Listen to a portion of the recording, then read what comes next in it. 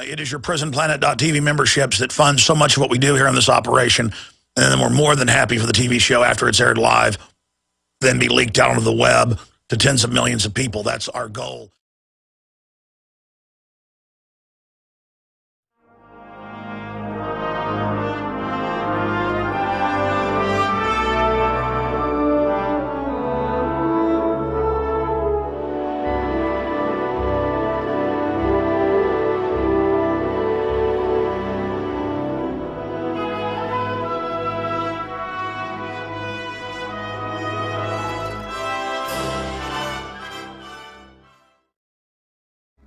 Well, obviously, this is going to be another riveting and extremely important and informative and hopefully awakening transmission today. It is the 15th day of February 2013, and we've got a pretty serious situation going on. I mean, statistically, we don't really know how often large asteroids hit the Earth. But we know that a few hours ago, and the video's up at Infowars.com and PrisonPlanet.com, a large asteroid came into the atmosphere and looked to me like a stone meteor, because those are the type that break up and explode like this.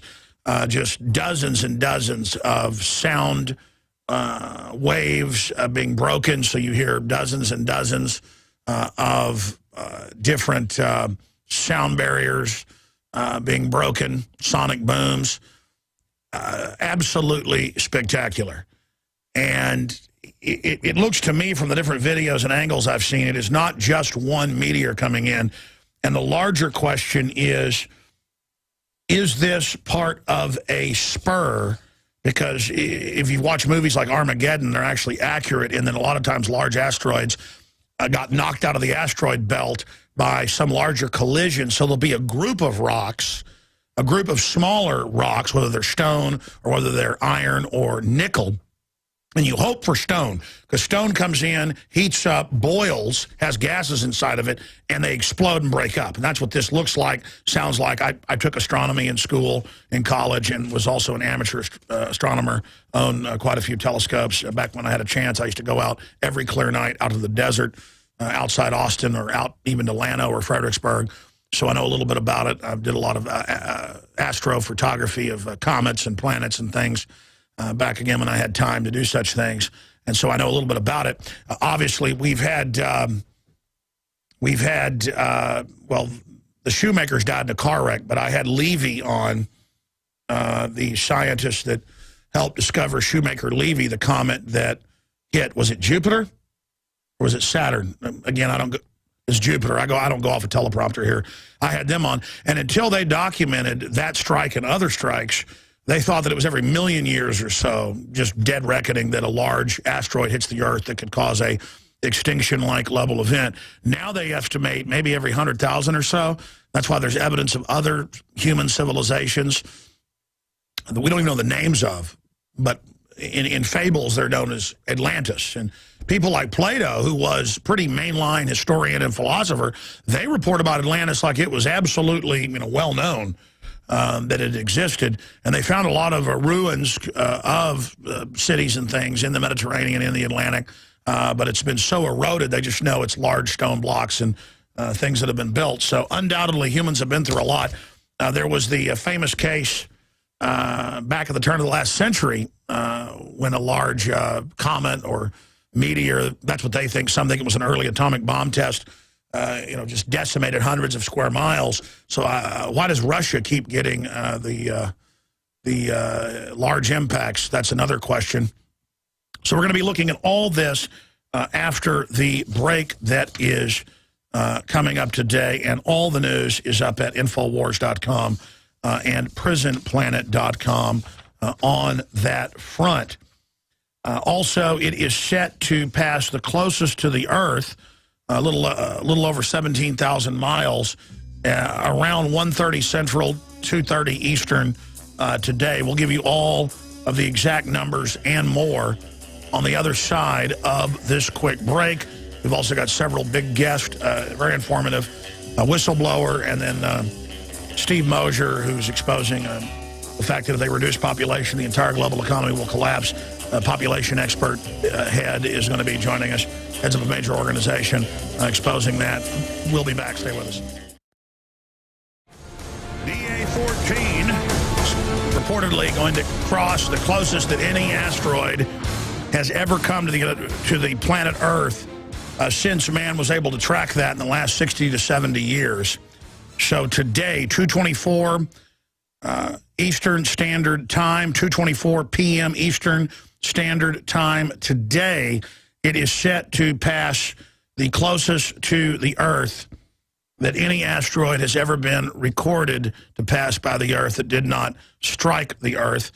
This is not a movie. There is now more than 1,000 people injured. We're only 4 or 5 hours into this. Paul Watson at Infowars.com and PrisonPlanet.com has been absolutely on top of this with the most in-depth posting and reporting, along with DrudgeReport.com that also has about, 15 stories, the very latest posted up there. Also, Russia shot down the meteor. Theory spreads online. We're reporting on that. I do not believe they shot down a meteor coming in at 17,000 plus miles an hour.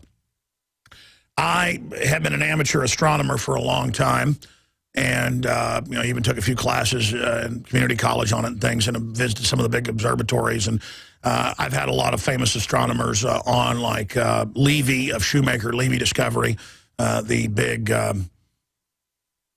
comet that ended up slamming into one of the gas giants and blowing holes in the side of it, larger than the planet Earth. They've proven that large asteroids hit heavenly bodies a lot more often than what had previously been thought. And we, of course, had the 1906 case of some type of large comet or piece of an asteroid, or 1908. How do you pronounce that?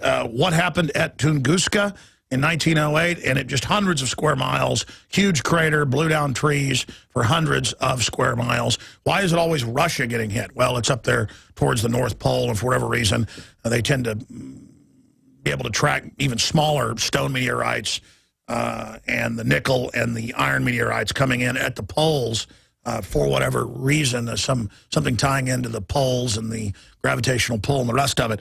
But this is what we know right now. It appears from what I've studied and what I know, and watching literally hundreds and hundreds, well, more than that. I've been at meteor showers where hundreds come in one night. So out of thousands of meteors I've seen come in, you know what an iron or nickel one looks like. They come in, they get bright red, and they just keep burning and then disappear if they burn up completely. Generally, they don't. That's why they're the more dangerous type, because they keep their mass and are able to accelerate. The stonies are more fun to watch because you can have one come in the size of a school bus. It heats up, turns blue, and then explodes like a movie. When you see this up in the high desert and just shoots out hundreds of little meteors that you see come off of it as it explodes. And that's what this looks like, is a huge stony coming in. And best we can tell, DA-14, the size of a football field, that would be like thousands of megatons if it was to hit the planet, to make it all the way in. It would just be, it would definitely cause the temperature to go down for several years. It would throw up tons of dust. NASA's got breakdowns of what it would do if it hit. And it, again, depends what angle it came in, where it came in. But it would absolutely be something that would change things big time. Really amazing to see this going on. But here's the issue. A lot of times, large asteroids like DA-14 that's going to be passing the Earth here in about 2 hours and 15 minutes. That is 2:24 Eastern Standard Time. That's 1:24 Central. That's 12:24 Mountain. That is 11:24 Pacific, and you can adjust that for time zones around the world. And it is coming, again, the closest that any large asteroid to not hit the Earth has ever been recorded coming to the Earth. We know that, again, from satellites, they can now see thousands of large craters all over the Earth that look just like the moon when the computers remove the foliage. you can see giant impact craters basically all over the planet, just like the moon. And so this is a regular occurrence. We are on a giant planet orbiting a standard sun way out on the edge of the Milky Way galaxy. Out in our solar system is a huge asteroid belt going all the way around the sun. And these things are colliding with each other. Comets are running into each other and running into the asteroid belts and throwing off asteroids that then are on their own different types of orbits. Some take them out for thousands of years. Others orbit every few years. The point is they are all over the place. If you look at the asteroid maps, because of amateur astronomers and also universities and governments tracking them, there's just a sea of rocks out there. Micrometeorites, you name it, just clouds of them. And so generally when you have a large asteroid coming by, it's followed by spurs or pieces of itself that got broken off when it was ejected out of the asteroid belt, or even if it came from out further past Pluto in the Kuiper belt. And so generally they have spurs in front of them, beside them, behind them. And it appears from the photographs, we can put one of these up for TV viewers. If not, just type into the search engine, the NSA search engine, Google, or go to a Patriot site like startpage.com and type in asteroid DA14 photo, and it will show you radio telescope scans of it in great detail. And there is an image of it on screen, and it appears to be mainly a giant stone meteor, which is good news.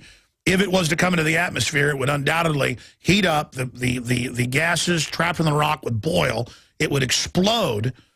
But you just saw a small piece, probably a vanguard of DA14, Stony, come in and blow up over an somewhat unpopulated, sparsely populated, over 1,000 injured. They're reporting people in intensive care. Now they're reporting there may even be some deaths. We've got to track that. This is all breaking right now. And so just to give you an idea how precarious life is, just like I was saying last week, asteroids are a bigger threat than carbon dioxide from humans that plants breathe. Yeah, Sky News is reporting 900 plus. The Daily Mail is reporting 1,000, some numbers. And again, it's just more coming in all the time. This blew up outside a farming community town over a rural area and has injured 1,000 people or more. Does that give you an idea? Just a little piece. They're estimating that, again, it was the size of a couple school buses, maybe. Can you imagine something 500 times bigger coming in? And that's a conservative estimate, I mean, of DA14. It would come in, it would blow up and shoot spurs over a massive area. And if it hit something like London or Chicago or New York or Tokyo or Peking, or just Dallas, Texas, it would undoubtedly kill tens of thousands of people conservatively. And my only issue is I said, hey, I don't think it's going to hit the Earth, but if there was an asteroid coming to hit the Earth, NASA would be telling you don't worry about it. It's just the instinct of government to always lie. Because what if it doesn't hit? What if they're wrong? What if they cause a panic and then they get the blame? So that's why they always keep you in the dark. That's the mindset. So I said, probably isn't going to hit us. But my issue is, why aren't there deep orbit systems out there to destroy these? And the argument is, well, if you destroy it, it'll make a bunch of spurs that might not have hit, but now will hit. Or, what do you do? Have a rocket that goes and lands on it, and then, boosters it away from the planet, whatever. This is the real threat to the species. But the globalists are all delusional, thinking they're going to merge with machines and become gods and all this stuff, and they can't even run their own lives. They take our ingenuity, our ideas, the general population's vigor, they extract it off and then declare themselves ruler of Earth when they can't even control themselves. And I mean, every day I see more than 10 articles where they're putting bacteria, virus, RNA into plants, animals, splicing it, giving rise to super viruses, publicly releasing the ingredients list for a couple $100,000 how to make a pox off the mouse pox that kills. Some estimates are 98% of the humans that come in contact. I just say around 90. Well, I guess it's lying is what it is. People accuse me of exaggerating. And generally, what I catch myself doing is, I know they say that the mouse poxin test of what other mammal they designed it for, mice in one test, it kills 97 to 98%. I mean, I know that number. I know that's been in the news. I know I've covered it. And I just say, kills over 90%. You see, I'm holding back. And it's not even lying. It's just that I can't believe it's happening. I can't believe that they would release how to do this while wanting to grab my wife's breast or stick their hands down my pants if I want to fly somewhere. And telling me it's because of Al-Qaeda that the government publicly runs on the news now and is turning over the Middle East to. Because our government isn't our government. We've still got a lot of free people. We've still got smart people. We've still got a lot of freedom left in the country. They're trying to take over and phase all that out. They've got the central government. They've got the private banking system. They've got the Federal Reserve. They're federalizing things. They're taking over the local police with Homeland Security. They're setting up their rural councils with the Pentagon over it. They're Northcom. They're taking over all these other countries. They're taking over. These people are like, well, why are you still on the air? Because I saw it coming a long time before it got here, put the info out, got laughed at. Now it's happening. I have a lot of credibility. And so people are putting me on the air. Again, they have to get the general public to follow the script and buy into the hoax to go along with it. If we wake up to it, it won't happen. But you've got to admit fraudulent, dangerous criminals using psychological warfare techniques are in control and want to make us poor so we can never resist them again. You've got to admit we're in trouble to get out of the trouble. You've got to admit you're an alcoholic to stop being an alcoholic. You know, just same thing. We'll be right back. We've got it. Al Gore on Ellen DeGeneres show talking about chemtrails and basically admitting it's going on. That report's up at Infowars.com, PrisonBlotted.com. It's also linked on TheMightyDrudgeReport.com. We're going to get into the economic news. Central banks buy most gold since 1964. Soros said to make $1 billion since November on yen bet. We're going to be getting into what's happening on that front. And look, I don't think this asteroid's going to hit us. My point is that if the government says, don't worry, nothing to worry about, that's when I start worrying because it is the closest, 17,000 miles that an asteroid has ever been recorded coming by the Earth that didn't hit the Earth. Russia shot down the meteor. Theory spreads online. Wild hypotheses include kinetic bombardment weaponry aimed at Russia by U.S. And as sexy as that is and all over the news, and we did an article about it, it's a stone meteorite blowing up. That's what they do.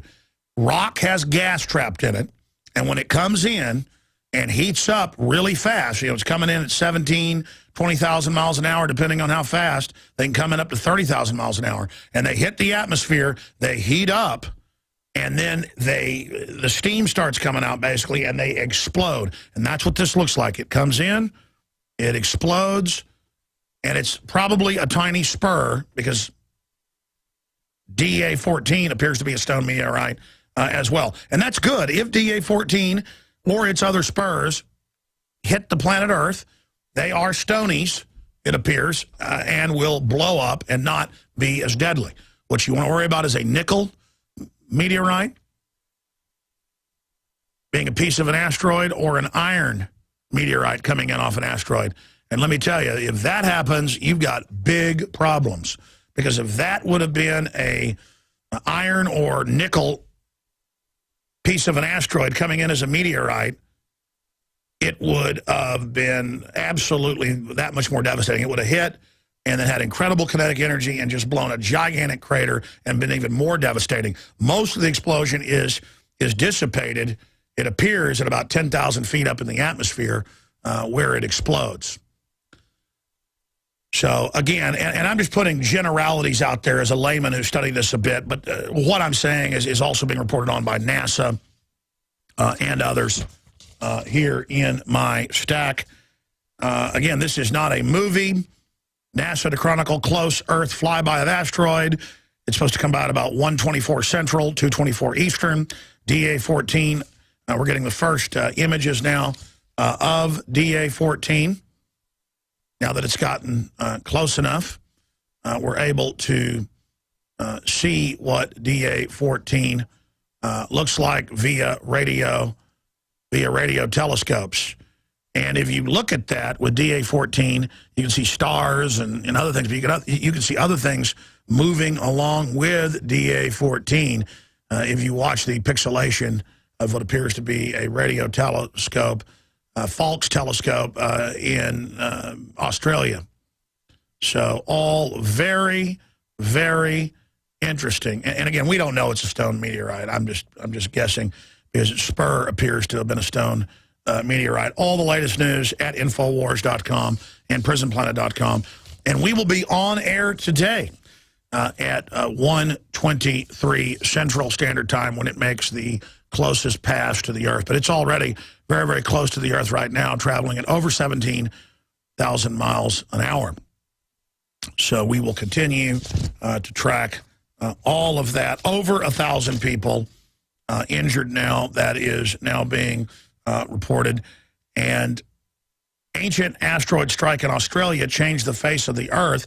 A strike from a big asteroid more than 300 million years ago, they don't even know when it was, they just say that, left a huge impact zone buried in Australia and changed the face of the Earth, researchers said on Friday. They think they can tell because of strata, where they could study the different particles that come off the asteroid.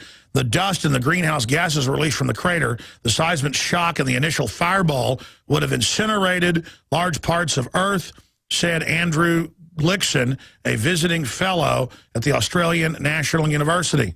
The asteroid was bigger than 10 kilometers, 6 miles in diameter, while the impact zone itself was larger than 200 kilometers, 120 miles, the third largest impact zone in the world. The greenhouse gases released would stay in the atmosphere for tens of thousands of years. Oh, how horrible. The plants would breathe it. But genetic engineering, that's no problem. Antimatter bombs they're building, no big deal. The discovery was made after another researcher alerted Glickerson to some unusual mineral deposits at the East Warburton base in South Australia. And it goes over all of it right there. Yeah, see, I hadn't even read the whole article. It would be mineral deposits, how they could tell. Okay, I'm smart. I'm joking. Being obnoxious. Yeah, I wouldn't hold your breath, folks. The asteroid, who knows, though? The government could set off a bunch of nukes and say it was an asteroid and take our rights. I mean, you never know what they'll do because they're so criminal, they're so conniving, the globalists are so sickening. All right, we had a whistleblower call in about a week and a half ago talking about working as a military nurse and seeing him put all the people on the psychotropic drugs and how crazy they were going and the violence it was causing. She's going to pop in for about 20 minutes in the next hour, and then we're going to have open phones. Steve Mosher, you may have seen those graphic pieces online on YouTube where they show the factual numbers on population and the fact that if we reduce our population, society will totally collapse. We've at least got to have 2.2 children on average because you have to have that number just to continue to have the Social Security and a society under the old people to have an ordered human system. See, the globalists want to just wreck that as part of an economic warfare program. So Steve W. Mosher, an internationally recognized authority on China and population issues, as well as acclaimed author, speaker, has worked tirelessly since 1979 to fight coercive population control programs and has helped hundreds of thousands of women and families worldwide over the years. He's been all over 60 Minutes, 2020, you name it. We worked hard to get him here on the show, and they've put together the website, pop.org, that exposes at the Population Research Institute the amazing little cartoon films that show the numbers. We're going to be playing some of those today when he joins us as well in the third hour. The myth of overpopulation, it's that the countries haven't been industrialized. And we're going to be breaking all that down. Certainly there are areas of compact poor, like in India and places where it's absolute squalor. Or they'll show you a war in Africa where one tribe's been driven out from an area that's furtive and has a lot of farmable agriculture belts into the desert. And then you see them starving to death and children being eaten by vultures. I love how they don't help the children being eaten by vultures, the National Geographic people. They just show them dying. Don't get involved in the natural order of things, even though the West is generally funding rebels in the area to help destabilize things. And that's all on record as well. So African can invade So that is just some of what's coming up on that front. I do want to open the phones up right now. It's 800-259-9231, 800-259-9231. We are selling out very, very quickly of the InfoWars February issue of the magazine, Why the Tyrants Want Your Guns, 60-page, glossy, full of graphics, full of documentation. It's the equivalent of a book. And you can buy these in bulk of groups of 10 up to 100 at cost and give them to your friends and family. Great way to wake people up. And inside, it's got the big poster of Come and Take It with the Texas flag with an AK-47 variant with the right to keep and bear arms written inside the gun. Great way to hang these up around town in legal and lawful areas. You just take it right out of the middle of the magazine and get the word out. So buy 100 of them. That's 100 of these posters you can put up around town. See how the gun grabbers like that. Oh, boy. Anyways, that doesn't really support the broadcast. It supports liberty and freedom and warns people, just like our forebears did back in 1776. They used pamphlets to get the word out. How you do support us is getting great deals on things like Pro Pure water filtration, stainless steel with the Pro 1, knocks out the fluoride and the hydrofluorosilicic acid. None of the competitors can do that. All in one filter. And 10% off with promo code WATER. It is the lowest price out there for the Pro Pure Pro 1 systems, period. We recently had the owner of the company here in town. We're going to air an interview we did with him later this week. But we have the lowest prices anywhere, 10% off with promo code WATER, InfoWarsStore.com, or call with the promo code 888-253-3139. 888-253-3139. And you can also write to us at P.O. Box 19549, Austin, Texas, 78760. And don't forget, you can get 11 memberships, because technically you get yours and then 10 extra. So I was plugging 10. They said, well, it's actually 11. Point is, 11 memberships for $5.95 a month. That's less than 59 cents a month per person. You use a username passcode that's unique, not something that you use for your bank account or something. Create your own username passcode with simple, name and passcode, and then give it as an e-card to friends and family. I think you can probably give it to like 20, 30 people.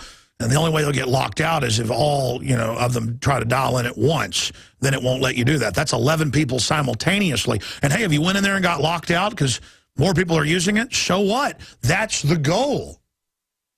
And we've got special rants, special reports, all my films, my book, Paul Watson's book, both out of print. 17 years of material. It's almost been up 10 years. That's prisonplanet.tv. prisonplanet.tv. See the nightly news live. We've been doing it live the last 2 weeks. We're going to keep doing that for a while. 7 o'clock every night. See the video, the daytime radio show, prisonplanet.tv or InfoWarsNews.com. It is all there. And, again, that's not really a way to support us so much, because with 11 memberships for the price of one, we just gauge better servers, better bandwidth, better pricing. It doesn't screw the site up now to have that many people on it. Basically, you just get a pass that then 11 people can use. We've been turning it up and up and up because our goal is just to reach people. So, again, Operation Sleeping Giant, get a prisonplanet.tv membership today. It takes about a minute. Help us pay for the bandwidth, and then put it on cards. Hey, here's your free video, book site, documentary film site. It's got so much, folks. Here it is, and just give it to them. Check out this, this super good documentary site, this live real news site. Forbidden News here. Check it out. And that's how we're going to get more people to awaken, and I want to commend everyone out there that has been doing that. Again, the toll-free number to join us, 800-259-9231. If you just joined us, ladies and gentlemen, at 2:24 Eastern, that's 1:24 Central, coming up today, the large asteroid DA-14 is set to pass about 17,000 miles from the Earth. And we have a report out. Russia shot down the meteor. Theater... Again, Russia shot down the meteor theory spreads online. That is a Infowars.com report with all the different videos and information there with the local Russian news reporting on this. And then we also have the other reports out Russian lawmaker denies meteorite, claims U.S. weapons test. Sure looks like a large meteorite to me. Also, sonic boom from 10-ton rock. Well, yeah, when you listen to the videos, in fact, maybe we should cue one of those up and play it for radio listeners. You hear boom, boom, boom, boom, boom. And I've heard sonic booms with the Air Force flying around Dallas and Austin in my life. You know, you've all heard them. Boom, boom, boom if they're far off. Boom, if they're close, it's deafening. Boom, but it's boom, boom, boom. It goes on for like a minute. Boom, boom, boom, boom. Yeah, Очень яркий шар ушел в сторону. Все снимают, ты посмотри, это все в интернет. Давай тебя поснимаем еще.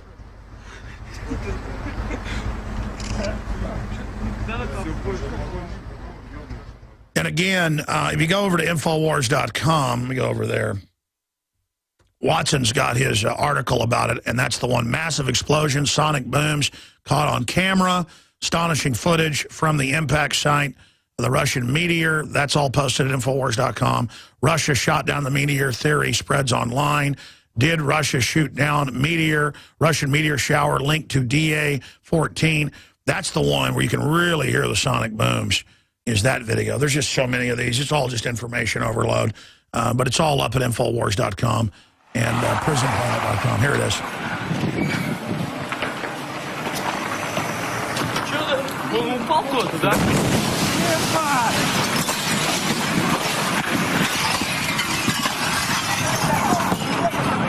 Ебать, Что это хуйня? Что такое? We're probably broadcasting Russian cuss words. I mean, no doubt. It's over 1,000 people are injured now. The number just keeps going up. You know, they say around 1,000, but more coming in. And it is pretty amazing. There's footage I'm looking at right here. Guys, punch up my screen that shows smoking buildings. I mean, this is bad. Yeah, this is the one that's got the sonic booms on it. I was watching these this morning. We'll find some of those and play them for you. Oh yeah, this one's got sonic booms right here. It's this one right here, guys. This one has the sonic booms where you can just hear them just go boom, boom, boom. Pretty amazing. Again, Infowars.com, PrisonPlanet.com, all covering that, and DrudgeReport.com is also got a wide spectrum of reports on that, also carrying our report on it. And they also carrying, Al Gore talks about chemtrails on Ellen's show. That video's up there. We'll be playing that here today. But as promised, let's go to some of your phone calls. Let me just recap. DA-14 is set to come by the Earth at the closest an asteroid's ever been recorded to come by the Earth that hasn't hit at 17,000 plus miles an hour at 1:23 Central, 2:23 Eastern. That'd be 12:23 Mountain, 11:23 Pacific. And I think this is probably part of that spur. Looks like a stone meteorite just exploding. You can see the stone fragments from the naked eye, from what I see. There are some Russian members of the government saying that they believe it is a weapons test. And you never know anymore how crazy the globalists are. I mean, they did attack Russia on 888 in South Ossetia and Abkhazia and Georgia, and our media said Russia had attacked them. And I'm no fan of the people running Russia by any long reach of the imagination. But yeah, here's some of the sonic booms. But if they'd staged that, they'd stage anything. It's like Larry Pratt said, if they staged Fast and Furious, they could have staged Aurora. Man, listen to that. There's the big explosion. And then obviously, and you hear more from a meteor shower coming in behind it, other aftershocks. Listen to this.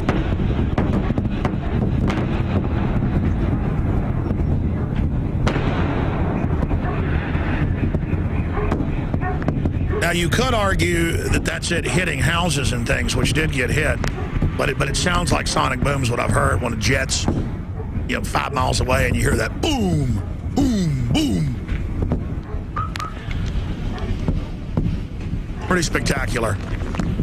again, we care what Hollywood people are doing. Sure, some of them are interesting. I'm not saying it's bad to be into a Hollywood star or something. The point is that, or Kate Upton, I'm not saying that's evil. There's nothing wrong with swim shoot, polar shoots. The whole point is that there's a whole universe around you. Comets and asteroids and meteors coming in and meteorites you can find and just so much magic out there. So many undiscovered places in the world they're finding. So many species they're finding every day. So many things, new types of matter they're discovering. New elements they're discovering. And instead, a tiny group of technocrats, greedy control freaks, have gotten in control worldwide, no matter whether it's a communist Chinese, the Russians, or the U.S. government, and they're basically fighting with each other for power, but all agreeing on whatever the latest technology is to suppress the people. And I just want to empower humanity because I like my children. And I like your children. Who doesn't look at children on a playground playing and want them to not die in car wrecks and want them to not ever use drugs and want them to never, have a bad life or be hurt? I guess that's sappy to modern people that are just into being totally selfish, mindless, violence is cool, or they're these fake control freak liberals who act like they care about everybody, but really it's all about them being in charge. Why is it that really cool, smart, powerful people never want to be in charge and just want to be happy and left alone and would be embarrassed to try to dominate or trick people? And then it's always manipulative, twisted little nobodies that have enough smarts to learn how people work and think just because they know that it gives them a right to go around messing with people all day. It's offensive. It's offensive. Say when a cop pulls you over and starts asking about guns, drugs, and things, and I go, do I match the description of somebody? No, you even know who I am, don't you? You do. You're just messing with me. You're just exercising power. You are pathetic. You are a joke. You are a nobody. You are a disgrace. You are the spirit of North Korea. You are the spirit of the corrupt police of Mexico. You are the spirit of every tyrant that's ever walked the face of the earth. You are so empty inside that you want to come and dominate somebody else to make you feel big, buddy. When there's all sorts of innocent people being dominated and hurt out there that need a hero and somebody to protect them. And instead, you think drugs should be legalized? Yeah, because your bosses ship it in. They keep it illegal to make higher prices. Tell me, are there more drugs on the streets? Yeah, roughly triple the heroin, double the cocaine since the big drug war started in the 80s. You know that, don't you? You know it's a business, and you know the government's dealing the drugs, so stop acting like you don't know what's going on, Mac. I don't mean to go off in a jag about cops. It's the petty bureaucrat behind the counter. It's the petty bureaucrat, in corporations. It's the weird homeowners association people that have ugly yards, but then gripe at you because your flag's 1 inch too big, hanging off your front porch. It's people that are jokes who need to be put back in their place right now. Excuse me. Chet in New York. Chet, how are you doing, Chet? Brother Alex, hey, I love it when you get into the rants. I've kind of been that way all my life, too. So, yeah, sometimes you just can't control it because, the evil Luciferians running everything. I was going to bring up Mr. Gorey, Al Gore, because you mentioned him. He's out there floating about, I guess, with on the talk show circuit about chemtrails. Oh, yeah, Man Bear Pig. Right. Well, I came up with a new scenario for him with my tinfoil hat on because, people like us, we can't think of things to mock them back with because they want to kill us all. So what, the asteroid's really a alien spacecraft coming to pick him up? Well, yeah, I think he's probably got some of that notion after he drinks blood, but I think he's going to say he steered it away to save humanity, and that considering he's got the biggest carbon footprint on Earth, I gave him a code name Gorzilla. I agree, Gorzilla. Can you imagine the methane footprint when he goes to the bathroom? Oh, my God, I was thinking of this song, too, it's like, oh, no. Here got the human. He wants a tax on all cows for their flatulence. That guy needs a tax. I just want to tell you. An Al Gore, he invented the stool tax. He actually is one of the main pushers of that. He didn't just invent the internet. He actually invented the stool tax. Like you say, steer the universe away soon. Oh, I'm telling you, he's such a beautiful human. All right, we'll be right back. Al Gore, the sexiest man alive. You know he is. Just like Fat Bastard. I'm telling you, if Al Gore had red hair, he would look like the character Fat Bleeper from Austin Powers. In fact, for TV viewers, we'll show you a shot of, this is behind the scenes Al Gore before he went on the Ellen DeGeneres show, before he went into makeup. So, need a flatulence tax for that guy. All right, that's enough. You know, getting serious here, there's a bunch of other news. They just kind of get us used to it. They've now introduced bills all over the country to physically ban all semi-autos and make you turn them in, from Washington State to Missouri. And they're still in the news going, we don't want your guns, we're just going to ban them. We don't want your guns, we're just going to ban them.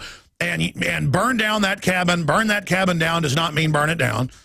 And everything's fine. I mean, it's liberal for our government to run al-Qaeda and for Obama to... he said he wouldn't raise taxes on anybody making less than $250,000 a year. He raised taxes on people making $22,000 a year or more. But hey, you don't need that money out of your paycheck. You know, you're getting $10 an hour, and they took now a couple. What is it?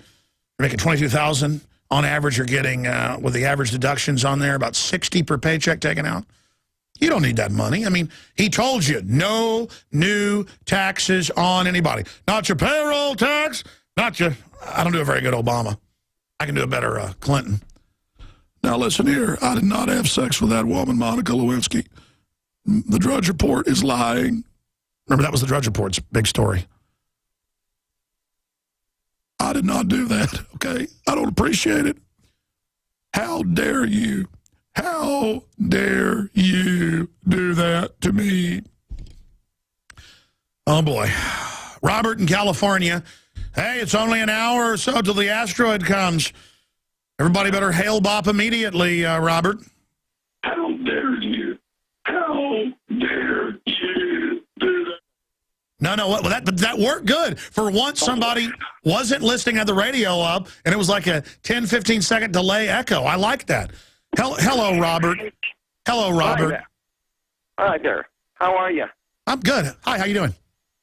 Very good. Am I on the air now? Hi. Are you there? Yes. Hi. Hi, you there? Hello? Hi. Let me move my phone here. I'm joking, man. I'm joking. Instead of getting mad by callers going, hello, hello, hello, I'm just going to start doing that. I'm sorry. Go ahead. Yes, sir. I was calling about an incident here in San Francisco City College that they pulled on me. This lady that works for students' rights at the City College there, she filed a false police report against me, said I was in the hallway screaming I was going to blow up the school and come back and shoot students. How dare you? Anyways, on my way, I went down to Los Angeles to meet with George Norrie, and just about a half hour before the meeting, the United States Marshals came in and grabbed me and hauled me away for this, and I didn't know what they were even talking about. Well, no. That's the new thing. Not to say that you raped a woman. That's one of the old favorites. Not all women do this, but it's folks putting fake swastikas on their dorms. I mean, how many times the woman saying black guys attacked her and, you know, carving something on her face, and then a black lady did the same thing and said white guys attacked her. That's a famous classic thing to do. But now you just have a bubble gun. You know, you get expelled, or a water gun, you get arrested. But then meanwhile, they've got this new song out that I'm going to do a video on today, Harlem Shake, where it says, we are the terrorist. It says, con los terroristas. Am I saying that right? With the terrorist. And Google it has put a video out that they're with the terrorist. I mean, if you say that in an airport, you go to, like, what's this peanut butter? Oh, it's an explosive. That's it, 5 years in jail. But if you want to put out a video going, I'm a terrorist, it's fine. So did your case pop up in the news, my friend? Well, it only, when I was in jail, somebody told me that they heard one quick bleep on it, and that was it. Well, thank God they arrested you. You know you're with Al-Qaeda, sir. We're going to come back and talk to you in a moment, then have our guest on. Stay with us. We'll be right back. All right, we got a whistleblower coming up in the next segment who we had pop on last week, but I wanted to get more from her. We're going to keep her name private for security reasons, but talk about the drugging of troops. Very important. And we'll get back into the meteor. Is it tied to DA-14 that's set to pass at about 1:23 Central today? That's about an hour and 23 minutes. We're going to be covering that. Al Gore on chemtrails. It's all coming up. But, Robert, finish your point. So somebody just said that you were going to shoot up a college, I guess, and bomb some people or something. What happened? It wasn't just anybody. The name of the lady was Jane Mulhady. Let's not say her name because I don't know the story, sir. I mean, tell me what happened. It's the people that represent students' rights that said this about me, made the false report. Yeah, well, you know, Alan Dershowitz went on after I was on and said, that guy's dangerous. He shouldn't have guns. He might shoot people. And then the next night they said they wanted to kill me on the show, Buzz Bissinger and Piers Morgan and others. I should have brought up to Morgan, even though I promised to be nice to him. They let me behind stage and to surprise him in South Texas 2 weeks ago, a week and a half ago. I should have said, hey, why'd you say you want to shoot me? God, but it didn't matter. I told the gun shop owner if he let me surprise him, I'd be nice to him. See, I shouldn't have gone down there. I shouldn't have promised if I could surprise him that I'd be nice, because then I kept my promise, which I think was immoral. Not immoral to keep the promise, immoral not to confront Piers Morgan again, but whatever. Whatever. I kicked his butt. That's why he had invited me back on to get record ratings. Okay, so what happened in the school? You're like a constitutionalist or something and said you disagree with somebody and then they said this? What are you alleging? No, this is a great big story. I have 30 pounds of documents that goes with it, and that nobody will investigate this woman for what she did to me. The police went to my house. I've been a hunter since the 1970s. You're an evil person. And so I owned a lot of firearms. But just tell us the story like you had 60 seconds. Where were you? What happened? Well, I was in Los Angeles meeting with George Norrie when the United States Marshals came in and got me. All right, listen. I need to know the story. Well, let's try one more time. George Norrie, Coast to Coast AM host, university, woman, police, just like, talk to me like I'm 5 years old. What happened? Well, they came and arrested me for the false report. And false report where? False report how? The false report was made in San Francisco by this woman at San Francisco City College. She works for the college. Is that where you go to school? Well, I was trying to go to school. I just signed up for a new semester, and it was within 2 weeks after the semester started when I went to the students' rights office to talk to them about a problem. And then I went there the next day. The gentleman that I went to speak to wasn't there. His secretary was. Did you say anything threatening? No. There was another woman present with her the whole time. And I didn't say this. See, the thing that she made the report on me about did not happen. Well, listen, I don't know the story. I don't know the person. You should file then a report that she made a false police report. That's a felony, if it's true. I can't get anybody to help me. Nobody will help me here in this community. So have they dropped the charges against you? No. It's very complicated. I'd like to. I'm almost ready to. I'd like to talk to one of your investigators and show them my documents. Now, here's the deal. We barely have time. We're working usually until about 7, 8 at night here, and we're totally overwhelmed just covering the news. And everybody thinks we can help when the government takes your kids for no reason, or we can help when somebody sets you up, or we can help. Sometimes we can take a case and help somebody if it's right there and we know we've got them. But, you know, places like California, even though we're on a lot of affiliates there, a lot of nice people there, the state's really evil. I mean, you might as well live in North Korea. You know, I say push the trial, don't plea bargain, whatever they've made up, and bring in that woman as a witness, everything, they'll drop it if it didn't happen. And I'm sorry. Look, they're saying gun owners should all just be locked up in mental institutions. They teach at these colleges that all sex is rape, that men are bad, okay, that families are bad. These are cuckoos. Ladies and gentlemen, we are back live. Again, thank you so much for joining us on the worldwide broadcast today. And we are going to be taking your phone calls here in about 15 minutes. Now, going over some of the news, obviously, we're going to be covering the the fact that some in Russia are saying that that large meteor that blew up over a somewhat unpopulated area but still injured over 1,000 people might have been some type of U.S. weapon. They have members of their government saying that. I think that's pretty ridiculous. Looks like a big stone meteor exploding to me. That's what stone meteors do. The people ignorant of how meteors behave might actually believe that. Of course, some are saying, and I think it has a lot of credibility, that can be tied to DA-14, that is the closest passing meteor in our recorded history since they've been able to actually pick up these objects the last 50 or 60 years. And a lot of times these asteroids have a group of smaller rocks traveling with them from whatever event happened in the asteroid belt or outside the solar system in the Kuiper belt or on the edge of the solar system. Generally, other collisions cause the larger rocks to be thrown out along with debris. And it's 17,200 miles away, traveling a little over 17,000 miles as well inside the satellite belt with a geosynchronous orbit. And if other spurs are traveling beside it or behind it, this one was traveling in front of it, you could look for some more action. It's set to pass the closest to the Earth that it will at 17,200 miles away in about an hour and 15 minutes, or at 2:24 Eastern Standard Time today, 1:24 Central Standard Time today. We're also going to get into Al Gore talks about chemtrails on the Ellen Show, weather modification. Very, very important. The fact that the entire government knows about this and is running with the UN. They even have the treaties, a global weather manipulation program. And then when we talk about it, they act like it doesn't exist. It's like, no, we never said burn down Dorner's cabin. Burn that house down, burn that cabin down does not mean burn it down. Place the burners. Okay, the fire is set. Okay, we have a fire. It's burning down. You know, good job, great job. That doesn't mean we burned it down. These aren't the droids you're looking for. Move along, move along. Again, Bill Clinton did not have sex with that woman, and Obama is a Peace Prize person, and he's a libertarian, too.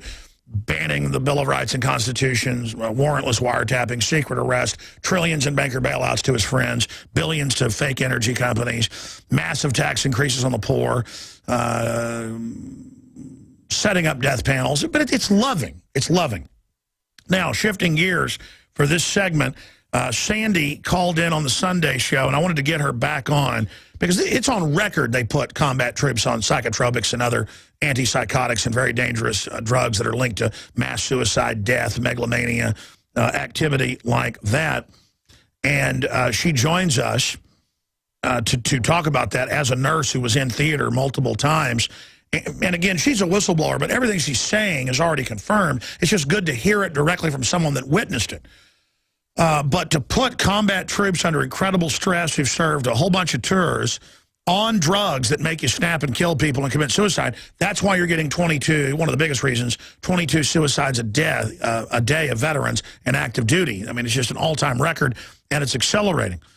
And that's why most of the mass shooters have been on these drugs, because it puts you into a almost sleepwalking, hallucinogenic state. It's on record. They're in the hallucinogen class.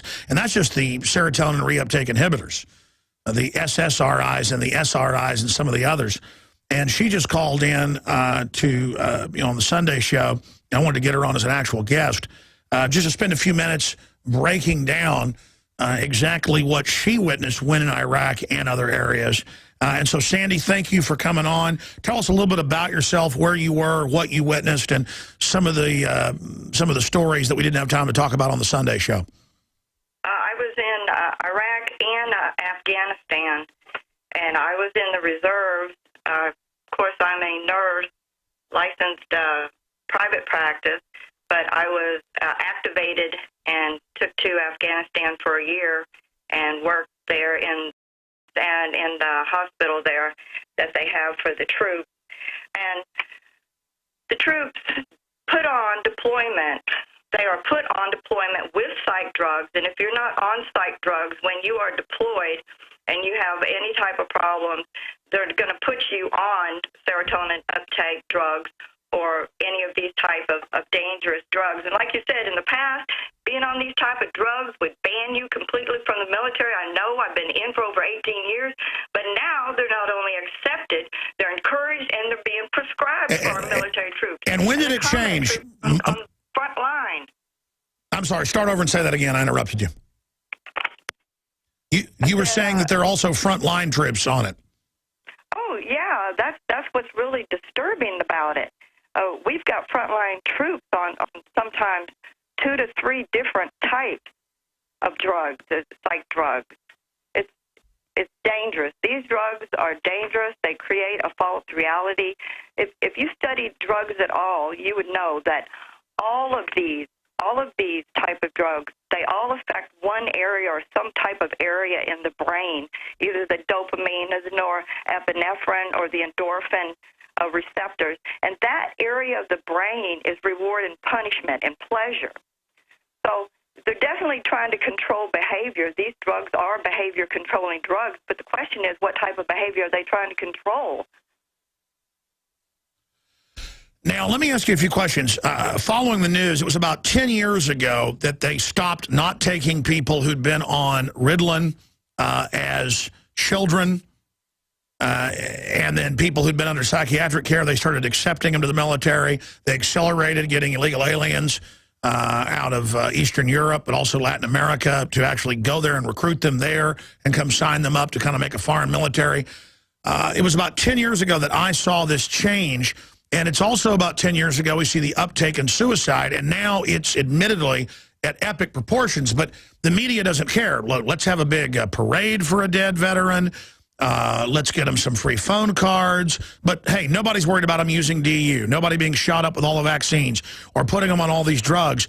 And now I've read articles in Wired Magazine and others where they're testing all sorts of other drugs on whole units. They're not just putting them on Prozac-type drugs. They're putting them on amnesics after combat. They've got literally mind control doctors now operating in plain view, because they found if they load the C-130s in front of everyone with opium, it's like, okay, the government deals the opium, big deal. Okay, if we put them all on Halcyon after combat, what's the big deal? I mean, break down when you saw this starting, because you've been in 18 years, and now is it accelerating? What about the reports of the mass drugging with other drugs? What's going on? I've just noticed this in the past 3 to 4 years, that they've started this push on psych drugs. What people don't understand is, remember Art Linkletter's daughter who jumped out of a high-rise building window to her death because she thought she could fly? Yes. She was on PCP, an animal tranquilizer, also known as angel dust. They don't get rid of these dangerous drugs just because they have these problems with them. What they do is they take one molecule out or add one molecule in, and then they change the name. Now, PCP, angel dust, is now called ketamine, and it's a legitimate drug, and people are being given it as a psych drug. I mean, this stuff causes amnesia. No, I know. They're giving people, quote, ketamine, is the way I pronounce it, ketamine, and that's in the news. Yeah. In fact, I saw where they're putting little kids on ketamine, which is PCP. Yeah, you're right. And nobody's considering the fact that it's an amnesia and a hallucinogen. Yeah, let's put the troops on PCP. They did it. So you're saying you've seen them put troops on ketamine? I know that it's happening. I'm not privy to all the medical records, but I know that it is happening in the military. And I couldn't, give out names even if I... But exactly, medical privacy things, which they then use to hide all this. But, I mean, really, folks, think about it. Let's put combat troops on PCP. Gee, how is that not a horrible idea? It's crazy. I mean, even the lesser drugs all have problems because they all have this receptor, or they inhibit or enhance these receptors for the reward, punishment, and pleasure. And when you're controlling behavior, there's only 2 ways to do it: reward and punishment. So if you stimulate these areas and you tell somebody this is a good thing to do and reward them with this drug, guess what they're going to do? Like laboratory rats or Skinner rats in a cage. Well, you really know your stuff. What are the other nurses and doctors saying? I mean, is there a big revolt against this? There's been medical revolts against the smallpox and anthrax shots that were killing people. It was the medical corps that got that defeated. The American people didn't stand up for the troops being guinea pigs with illegal vaccines. I mean, is there any resistance now by the medical staff? We know what's but we're locked down. I mean, one of the reasons it's not just the drugs, but it's the way that the troops are being treated over there. I mean, before you even go over there, you have to sign all these privacy statements. You have to under law that would be treason if you said anything that was going on. And of course, everything is classified now, so we can't come out and say. We can say, yeah, it's going on. And they're now arresting whistleblowers. Stay there. We're going to come back. One more segment with our guests. They're now arresting whistleblowers all over the place for reporting torture and crime and theft because the criminals now run the government. This is how tyranny takes over, folks. We'll be right back with our whistleblower guest, Sandy. All right, coming up, we got a news blitz and your phone calls for those that are patiently holding. But we've got the videos exclusive. Judicial Watch breaks USDA training videos labeling pilgrims illegal aliens. You're not allowed to say illegal aliens, and the illegal alien was up before Congress saying, don't call me that, it dehumanizes me. You're called an illegal alien in Mexico if you come in from the U.S. or Guatemala, and they give you 6 months hard labor in open-air, mosquito-infested swamps. In fact, that's even in the New York Times, that Mexico has the most aggressive, except for like North Korea, to illegal immigrants. I mean, they get your credit card info, they make your family, give them everything you've got, or they kill you. The Mexican police and jail guards pour Tabasco sauce up your nose and shoot it up your nose with a Sprite until you tell your family to give them everything. I mean, they have torture factories. This is on record, by the way.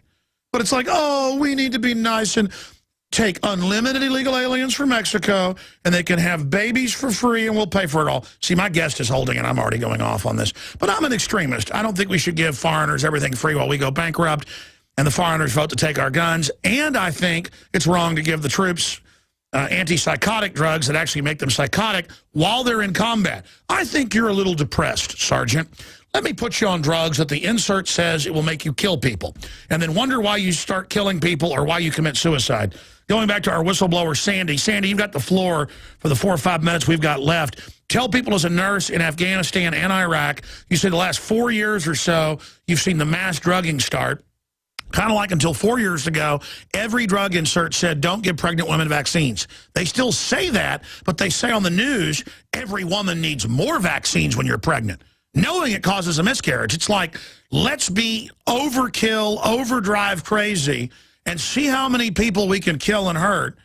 And then when your kid gets brain damage from the shots, they take your kid from you, saying you beat them. I'm sorry, Sandy. Go ahead and finish up as a nurse what you witnessed. Our mistake, I think, is putting too much trust in medical science, and medical science doesn't know enough to brain to safely control these neurotransmitters and how they react with human behavior. It's a deadly trial and error system with serious consequences, and we're human guinea pigs. Have you ever watched one of the commercials for the latest and greatest pharmaceutical drugs? First you hear how great it is. Television actors show you what a great time you're going to have if you take this drug. Then this soft, sexy male or female voice starts listing all the dangerous side effects, and every single time, if you listen carefully, you will hear them say it will make the condition that you're taking it for even worse. It's crazy. It could cause mass murder, psychotic thoughts, suicide, or death. Yeah. Oh, but it's so sexy, baby. I'm sorry, go ahead. No, it's all fake reality. It's can even cause death. Stupor. It's not real. Anything can happen within this type of environment when you are controlled entirely by drugs. Ooh, Luvox, mass murder. Ooh. Don't get me started on Freud, because people take too much stock with psychiatry. Father, the Freud of psychiatry, you know, he was a cocaine addict. On record, who was obsessed with his poo-poo. Oh, yeah, he had mental problems, and he related everything to sex, the Oedipus complex, penis envy, phallic symbol. Freud didn't have any room B.F. to talk Skinner about locked up, sensation. some of these psychiatrists locked up their kids until they died and published books how they torture them to death. And then you taught in class, was it Skinner? Freud had sex with his patients. Well, obviously. With his patients, and most of them were prostitutes. That's where he got all his research. They were sexually molested as children. He also was supposed to have allegedly had one homosexual relationship with one of his young male patients. It's incredible. What else did you see in the military? Yeah, well, the psychiatrists in the military, they know the history of psychiatry, so they don't really trust Freud's theories and stuff. I mean, they know what a fraud Freud was, and Jung, and all these people. And psychiatry is the only science based totally on theory. Everybody thinks this is what's really happening in your brain, but nobody really knows for sure. So they've made that switch from psychiatry to drugs. Now it has become like medical science. Every condition has a drug for it. Every psych condition has a psych drug. How bad is it? I mean, you were telling me last week about just how these troops act once they put them on them. We've had some really fruity, loony toony people. We have one female who was flipping her gun, a loaded weapon, upside down and inside out. And we made her go talk to the psychiatrist, and the psychiatrist says, oh, the 3 psych drugs that she's on controls her behavior very well, so it's not related to the drugs. So I said, well, if it's not related to the drugs, then why is she still here? If she's like that normal, you know, this is crazy. Well, we've got to get the really troops. We've got to get the troops off the drugs. They're asking why they're all killing themselves. This is the main cause and effect. The drugs make them do this. Yeah, and I went and looked it up because I mixed these psychologists together. It was Skinner that basically created like a cage for his daughter to live in, but they pushed it all as wonderful and very humane and everything. And then it was some Russian studies where they did similar things later with orphans, and reportedly there were some deaths. But that wasn't on the Skinner psychology. But it's all based around Pavlovian things. And then you get into Sigmund Freud. I mean, all these different famous psychologists and psychiatrists have different theories.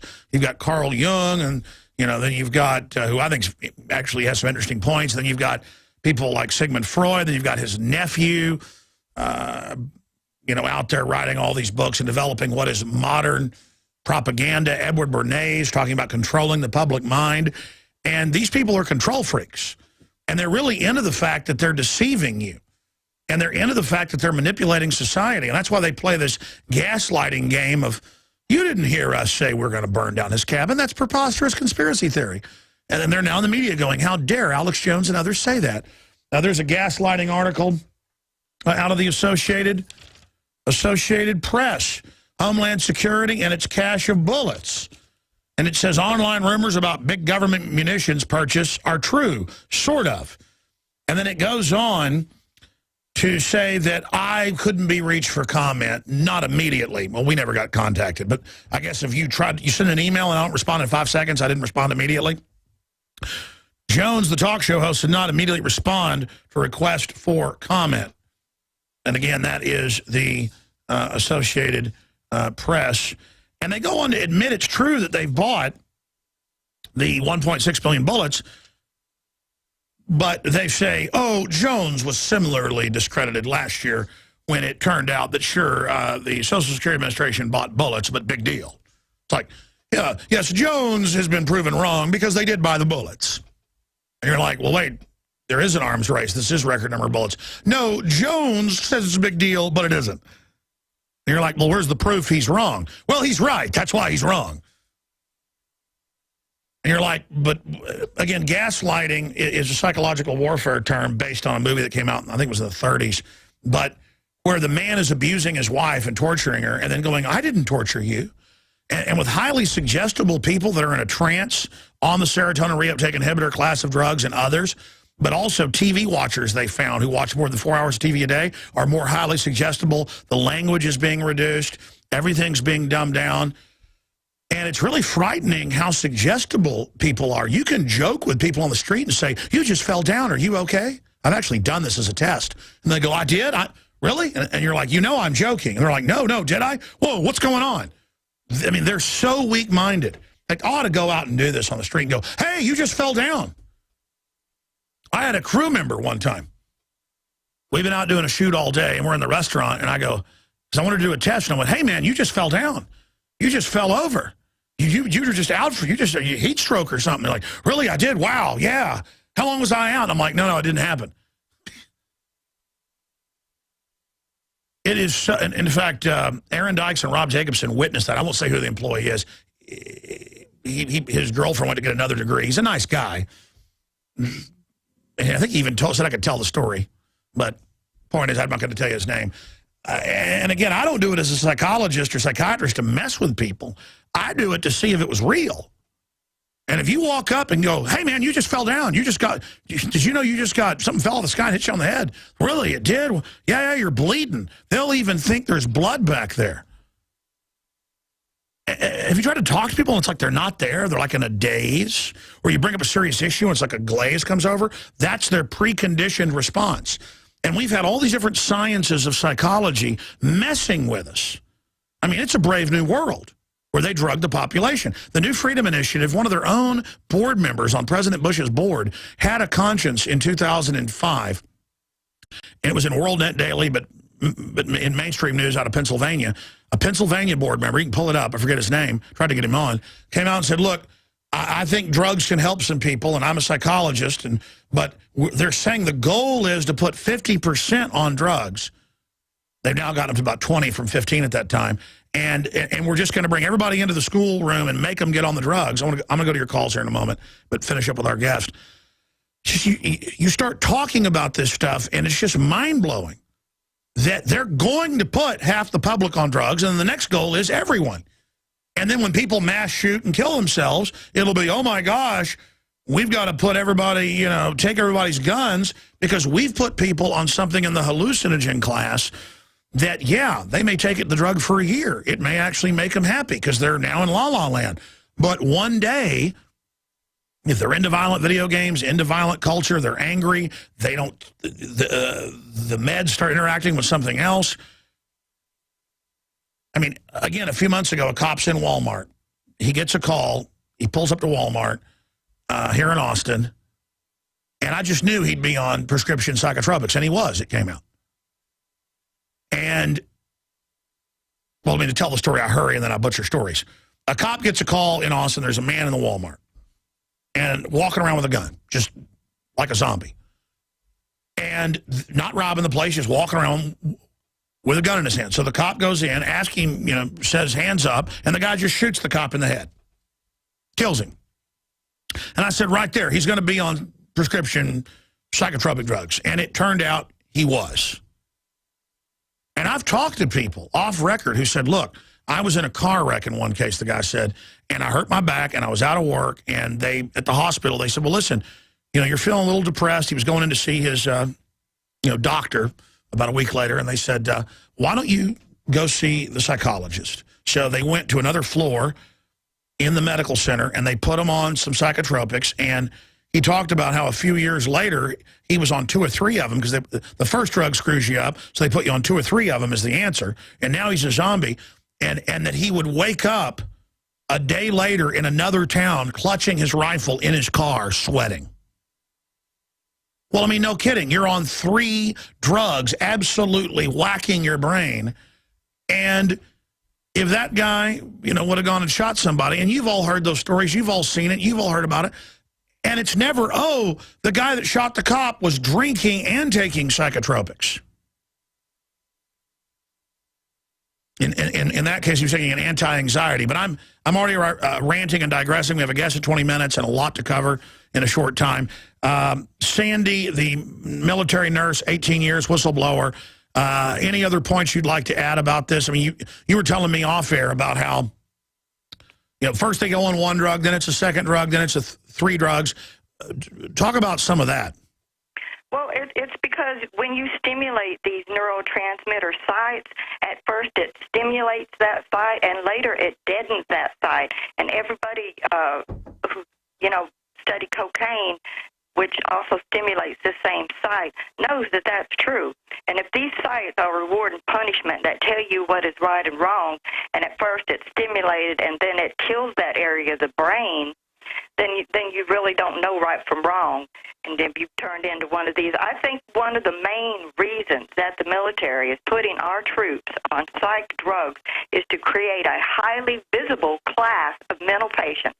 So now they've got the label mental patient, and they've got the public condition, so all they got to say is mental patient, and now everybody is scared to death. They want them locked away forever. Forget about whether they really are mental patients or not. Just the label is going to scare you to death. It's classic conditioning in the purest form. They don't want you to question anything. They have already made these decisions for you, and you are not expected to think for yourself. We have a drug to do that for you. Well, they know what they're doing. It's not even a guinea pig test. They just want to see if they can get away with giving pregnant women vaccines they know will make them have miscarriages or hurt the baby, and just get away with it. They want to just see if they can put the troops on the drugs and have them commit suicide as a disposal mechanism after they've served their tour. And then they can also list them as mentally ill and take their guns. I mean, it's all a master plan. Thank you for getting in touch with us, Sandy, and thank you for being part of the show. God bless you. Thank you, Alex. Hopefully having her on can get people talking. I mean, everybody talks about veterans groups, love the troops so much, and everybody wants to help the troops all day. You help them by not going up and shaking their hand and saying, thanks for your service. What service to the New World Order? You help them by exposing our country's been taken over. You help them by exposing they're being used as guinea pigs for vaccines, depleted uranium, nerve gas test, and all of these drugs they're putting them on. Let's go to some phone calls. Judy in Florida, thanks for holding. You're on the air. Go ahead. Hi, Alex. I wanted to tell you that I really appreciate you a great deal. You're one of my heroes, along with Stuart Rhodes, with Peter Schiff, Ron Paul, and the world is a much better place with you in it. Thank you. I mean that. You made me laugh earlier, and you always do when you call Al Gore a man-bear pig. I mean, I love the visualization. It's like one of the best things. Well, sure. I mean, it's a South Park invented the term. Oh, did they? I mean, the point is that it's imaginary. His whole thing is imaginary. He's a fraud. Yep, absolutely. And I know that the world is really upside down because, you know, I've thought about it a few times. It's un-American to act like an American in America. And it's really kind of scary what, you know, we're all up against. But what my question was to you, and it's probably the most serious one I've asked you on air, because I've talked to you a few times. You're so good. But, you know, what is the immovable object? If it does come down to the point where there's a complete financial collapse, the spontaneous awakening really does occur, and there is, you know, hot purge, there is, you know, possible civil war and all that. I believe men are so dumbed down and neutered in our nation. It's like, what is the immovable object? If you know if globalism is the unstoppable force, and you know, because what happens when, you know, our, you know, insiders, the troops and the police and, you know, the good fighters here, you know, what does it mean when NATO comes into play? Or well, look, I mean, NATO would arrive because of the Patriot group detonated a nuke, and they had to respond because the evil militias were killing children. It'll always be just some ridiculous propaganda they put out so that psychologically they cast themselves as the hero. But if you look at the culture, it's one thing to joke around and be silly a little bit, but they sell for men to be absolutely emasculated, silly, mindless, you know, the Gangnam Style, the Harlem Shuffle, you know, all of this stuff to where everything's just a joke so that no one can ever get organized. It's kind of an arrested development. And so they now sell it as cool to have an arrested development. But then you notice when you run into a bureaucrat, an enforcer, it's all real serious. If you joke around with the TSA and say, oh, yeah, my peanut butter, it's a bomb, they know full well you're joking. They enjoy, and the police enjoy, you serving 5 years in prison.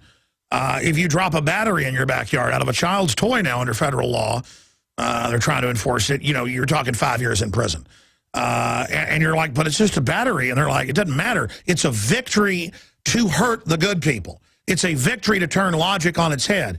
It's a victory for them. If they can get away with really wild stuff, they get away with anything. And again, they know. They taught doctors up until 4 years ago, do not give pregnant women shots. It causes autoimmune disorders, miscarriages, brain damage, you name it. And they now, as a sacrament, say, no, you must have it, and push pregnant women to take it. And they try to give preemie shots, even though they know a lot of times it kills them. That's a bioethics thing. It's like, well, this baby's already unhealthy and costs the system too much money. Give them the shot. And it's like, ooh, you know, if you're into killing babies and into killing old people, you get led into the higher level with the management of the hospital where it's all about profit. And it's like, let's go golfing. I killed 5 people this week. I mean, they're killing people. I can open the phones up right now and have nurses call in where they're on the wards with people chained down begging for food and water who went under government custody under bioethics. And now they're on the news going, yeah, let's go ahead and kill kids. Even if they're healthy. Government wants to, we'll kill kids up to age 3. And like, yeah, kill grandma, hire 10 teachers. Bill Gates, you know. And you're like, yeah, that is crazy. But it's like, no, we're bad. We're the bad ones, you see. And then once they get us collectivized, once they've done that, then they're like, well, hey, what you do to your body costs me money. Healthcare costs must go down. You must eat less red meat. You're like, well, hey, I got my own insurance, my own money. If I want to do that, you know, you think red meat's bad? Your study says it is. I think it's okay. You know, we'll see what happens. You know, I got my own life. They're like, no, sir. Now you're in the collective, you see. I mean, they know what they're doing, and it's all about the fact they're exempt. You understand? These are a collection of criminals, mercenaries, perverts, weirdos who set up the same government every time. They parade around, they're God, they're above the law, you're their slave. Now let's go to Al Gore on Ellen DeGeneres' show talking about chemtrails. That here he is admitting, oh, some scientists are so scared they want to spray this in the sky. Folks, there's thousands of public Department of Energy documents, EU documents. We've got articles about it. Up at Infowars.com, we sell films about it. What in the world are they spraying? Why in the world are they spraying? 2 different films. It's all, they don't call it chemtrails. They call it geoengineering. And they're spraying it on us. Toxic stuff. And here's Al Gore showing he knows all about it. But, oh, it's because they want to save us. Here it is. Our next guest is the former Vice President of the United States. Please welcome Vice President Al Gore. And what are you... Well, first of all, let me ask you this question, because there's a rumor, I don't know if this is true or not, that some scientists are trying to figure out a way to block the sun to try to slow down global warming.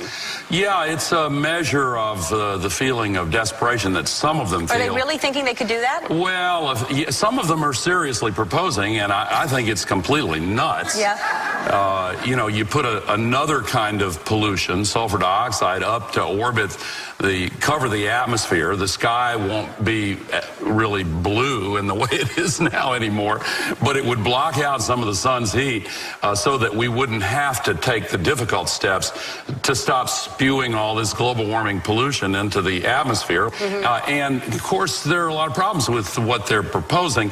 It turns out plants need sunlight. Yes. It wouldn't stop the acidification of the oceans, and it really should be yet another wake-up call for why we need to stop putting all this pollution up there. We put 90 million tons every day up there, and that's what's drying out the soil, 60% of the country in drought last year. That's what's contributing to the worsening of these fires in the West. By the way, let's go to break. West Nile virus, worst outbreak. I have had more than 5 different, over the last few years, meteorologists that work at TV stations and they've gone on the news and said, well, you got military jets out here blocking this front. And again, they're taught as meteorologists, know how fronts work. They go, this is artificial. They're blocking this front. You can pull those clips up of newscasts. And they're always told, shut up. They get calls from the government and stuff.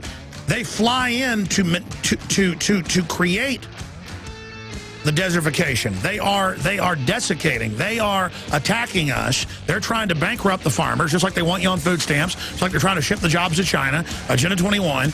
And then again, stay with us. This is key. This is key. We've got a special guest coming up. I want to take a few more of your phone calls right now in this segment next. Don't forget the broadcast is listener supported. That means spreading the word about the information. If we get out of this mind control system where the government just does bizarre, corrupt things in front of us and sets the precedent that they can secretly arrest, ship in drugs, torture people, say we're going to burn this down, cut the news feed, burn it down, and then say, that's preposterous. We didn't burn anything down. You know, if they convert on this, if they get this first down, folks, we're in a lot of trouble. And there's still a chance to beat them, but We were behind in the game, to use a football analogy. We're starting to get a little bit caught up, but this is no time to play around. You've just got to stop trusting the system. You've got to start hating it. You've got to start just criticizing it, blocking it, resisting it, never take a plea, always fight tickets. It's all fraudulent. It's all lies. It's all trash. It's all designed. The people running the government want to make us all poor and wreck the economy. Cops, we know you've lied and been caught. You've got quotas. We know a lot of you don't like giving people tickets, but you're told you better do it. Listen. The old lady you pull over, that little family, they're not going to have groceries if you give them that ticket. Okay? And that's why the tickets get more and more. And it's never going to fund the state. The state's going to go bankrupt. It's all designed that way. Rick Perry doubled the size of the Texas government, and they say he cut it. It's not that the whole country's coming down so fast, Texas is miles above them. Like the helter-skelter line. Yeah, I'm coming down fast, but I'm miles above you. Texas is falling as well. We just aren't, we're just higher up. You know, California jumped out of the airplane a long time ago. It's about to hit the ground. We're up at about 10,000 feet coming in. Everybody's like, oh, let's climb up the ladder to Texas. Texas is falling too. Oh, man, it makes me so angry. Let me tell you something. It makes me angry that the poor people out there are so dumbed down by the weapon system that is mainstream media that they really think Obama cares about poor people when he's sworn to bring in eugenics. And people say, oh, he's a communist. The military's waking up because they're putting all these communists in. Communism is the banker New World Order management system to wreck everything and promise poor people they're going to be able to lay around all day drinking pina coladas if they rob the rich people, which the rich people are the middle class. Poor people think someone living in a 5-bedroom house with 3 cars on a golf course is rich or wealthy when they're upper middle class, okay? And they're trying to teach poor people that if they shut down the business, and that's what's happening. Nouveau riche are just going, well, I got enough money to live comfortably I'm just not working anymore. And in a way, it's like a Atlas Shrugged type deal that's happening. Oh, man, I'm so sick of it, though. I mean, it's bad. Here's the deal. We got really bad people. It'd be like if there was a rabid dog in my yard, and it had rabies, and I saw kids playing down the street on their scooters, and I just saw the rabid dog attack my chihuahua, and it's foaming at the mouth. It's a pit bull. I would go get my rifle, and I would shoot it.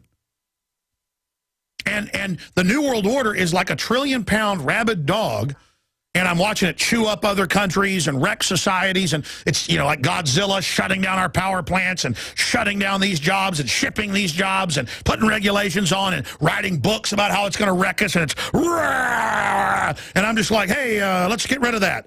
That's not our friend. And I've got to hear, you're just mad because Mitt Romney didn't win. I'm like, Mitt Romney's like Megalon stomping along behind him, his second, like the mayor pro tem if something was to happen to Obama. He came out of the same ocean, stomped, and I'm like, hey, let's get rid of them. Come on, they're not friends, they're bad. Look, Northcom, they're trying to take your gun. Oh, take my guns, Mr. Conspiracy Theorist. The AP's like, look at Alex Jones. He claims there's 1.6 billion bullets. Well, there is, but she's still a kook. Now I'm going to do this new shuffle at the party. All right, we've been trying to call our guest, which is I've been really wanting to get on, but if they don't show up, that's fine, because quite frankly, the meteorite passes the Earth at the closest of any recorded meteorite in 23 minutes. It, I believe, had a big spur in front of it. That happens commonly. A group of smaller meteors following it from whatever event happened in space to kick it out of the Kuiper Belt or the closer-in asteroid belt. And it is on its way by the Earth, and I hope that DA-14 does not have any other spurs to the side or behind it or in front of it, because you saw what happened in Russia. And we're going to continue with your phone calls and then a bunch of news and video and audio clips that are coming up. I was kind of frustrated a guest was coming up. Maybe he still is, but I'm kind of crossing my fingers he does so we can get him on another day, because I want to be able to cover all this news that I haven't gotten to yet. Let's go to El Rey in Texas, listening on 90.1. You're on the air. Welcome. Hey, Alex. Thanks for having me. I just wanted to rip through some names of some major projects that are going on that I haven't heard mentioned out there real quick. I've called about the Project on National Security Reform before, which is PNAC Part 2 because of Carnegie and Rand, among others. And when I called before, failed to mention that the Project on National Security Reform was DOD commissioned by NDAA, Section 1054, to design the Integrated National Security Professional System. And on their list of achievements on their website, they list that they helped to promulgate the, quote, system of systems, systems thinking, and the whole of government approach, which the DOD also celebrates that Obama's administration institutionalized. And I wanted to roll through real quick and see if you had heard of two others, one being the other Carnegie project called the Next Generation Project. Yes. Which, No, it's all public, how they're getting rid of the families, breaking everything down, isolating the individual, arresting development of men and women. They want a childlike, no dedication, no allegiance to your fellow humans, just mindless, gibbering, giggling, drugged up idiots begging to be euthanized. And I listen to you every day, and I just wanted to mention these names because we need to start calling these projects by their names and by the systems that they use, like the Census Project, take over all elections, using American Community Survey data and also building communities of practice. It was Prop 3 locally here in Austin. No. I mean, the globalists worldwide under Agenda 21, they write the laws and the rules to dehumanize and enslave via UNESCO's global master planning, and then you see it implemented at your level with federal funds pushing for laws to be passed to turn your community into an absolute nightmare control grid with lots of authoritarians walking around giggling, telling you how they're liberal.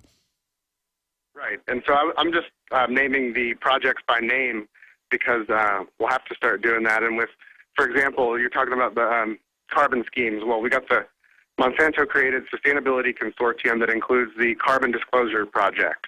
You've got the Carbon War Room, part of the Institute for Sustainable Communities. And, I mean, among others, the Obama administration is working with the Next Generation Project and all the rest. His wife and Bon Jovi, Rockefeller Foundation president, all chair the White House Council for Community Solutions. Yeah, Bon Jovi is a really nasty little creature.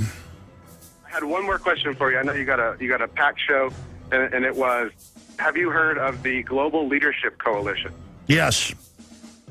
Kissinger, Brzezinski, and the list goes on. Yeah, and if you play ball, you get to be on the local regional boards, and they're your real city council, your real legislature, and they meet with the federal representative and the global representative, and they tell them what to do, and if they do what they're told, they get to be part of the takeover. Isn't it sweet? Okay, in about 15 minutes,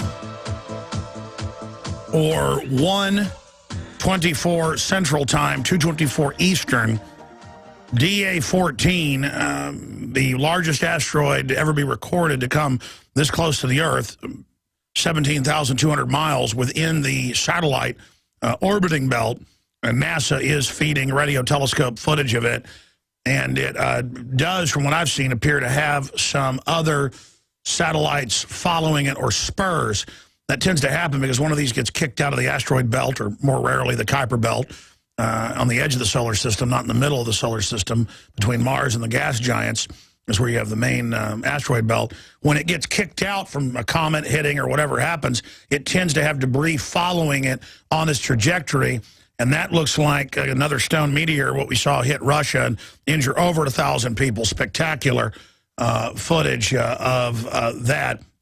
So we will mark that time here coming up. But again, it could have asteroids behind it or around it that are close in and actually come into the atmosphere. And a lot of scientists are saying right now, we have the news at Infowars.com, and also DrudgeReport.com has got the best coverage of it I've been seeing. Getting into what's happening there. We'll have an update for you. Now, I really wanted to get this guy on the air with us. Stephen W. Mosher is an internationally recognized authority on China and population issues, as well as an acclaimed author, speaker. He's worked tirelessly since '79 to fight coercive population control programs and has helped hundreds of thousands of women and families worldwide over the years. He's appeared before Congress as an expert in world population, China, and human rights abuses. He's also made TV appearances, Good Morning America, 60 Minutes, 2020 Fox, CNN, you name it. And he's also the author of the best-selling A Mother's Ordeal, One Woman's Fight Against China's One-Child Policy. Just an amazing individual.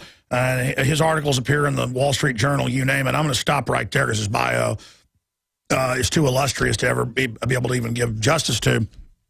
But I was familiar with his work, but a couple of years ago started seeing these great little short videos. We've aired some of them here for the radio audience and for the TV audience. They're even more powerful, that go off of numbers that are public. I mean, these are statistics like world population and, I mean, that the demographers have come up with that are some of the most accurate statistics out there, that our population, it's dirty industrialization that's the problem. Once you industrialize, things stabilize, and people actually go into negative, 1.3 like Japan, or 1.3 or 1.5 like Italy.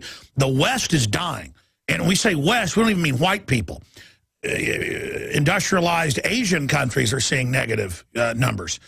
And that's because it's been engineered into the society. But what happens when the parents only have one kid and the other parents, there's nobody there to work to take care of them and to pay taxes? So the answer is death panels. And you're now seeing Bill Gates and others promote that. But the real expert is Stephen W. Mosher, and he joins us. We're going to play a few of these clips as well. We're going to give you his website, so that you can go there and see the statistics and the facts and the videos for yourself. But the whole globalist system is based on shutting down cultures, shutting down the third world, deindustrializing the West to save the earth, when it's actually the opposite. And clean industrialization is what will stop the deforestation and the desertification we're seeing in Africa and other areas. And again, Stephen W. Mosher joins us. Stephen, great to have you with us. No, thanks for having me, Alex. You bet. Okay, you've got the floor. Tell us how you got into this, how you woke up, and what the state is right now, the one-child policy, the numbers, the population implosion crisis via the population bomb. Well, you know, I was originally at Stanford University in the anthropology department. One of my colleagues at Stanford was Paul Ehrlich, the original population bomber, who in 1968 wrote a book called The Population Bomb, which warned us that hundreds of millions of people were going to starve to death in the 1970s. Well, those of us who lived through the 1970s, as I did, realized that hundreds of millions of people didn't starve to death in the 1970s.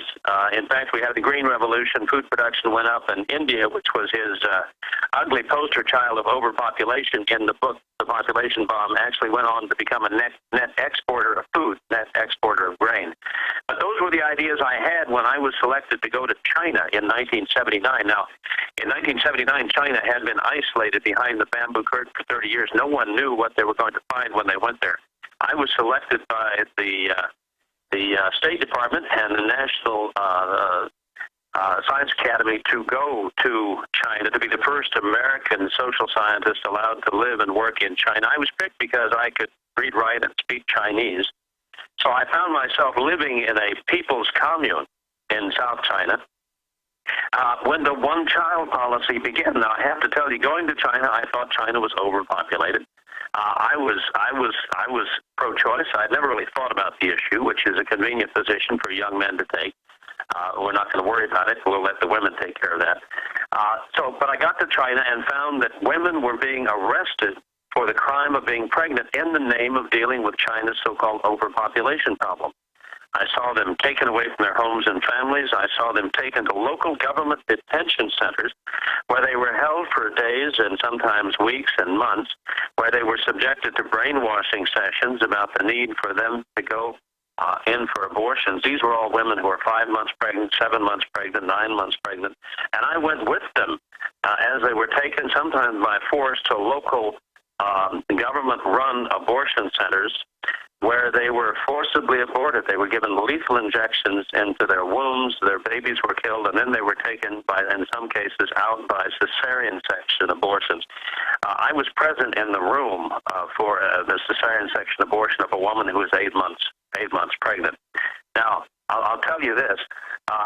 None of this, of course, made sense to me in terms of human rights. These women were being rights were being violated. They were carrying children they had conceived in loving relationships and wanted to carry to term, and the government was saying, no, ladies, you have no choice.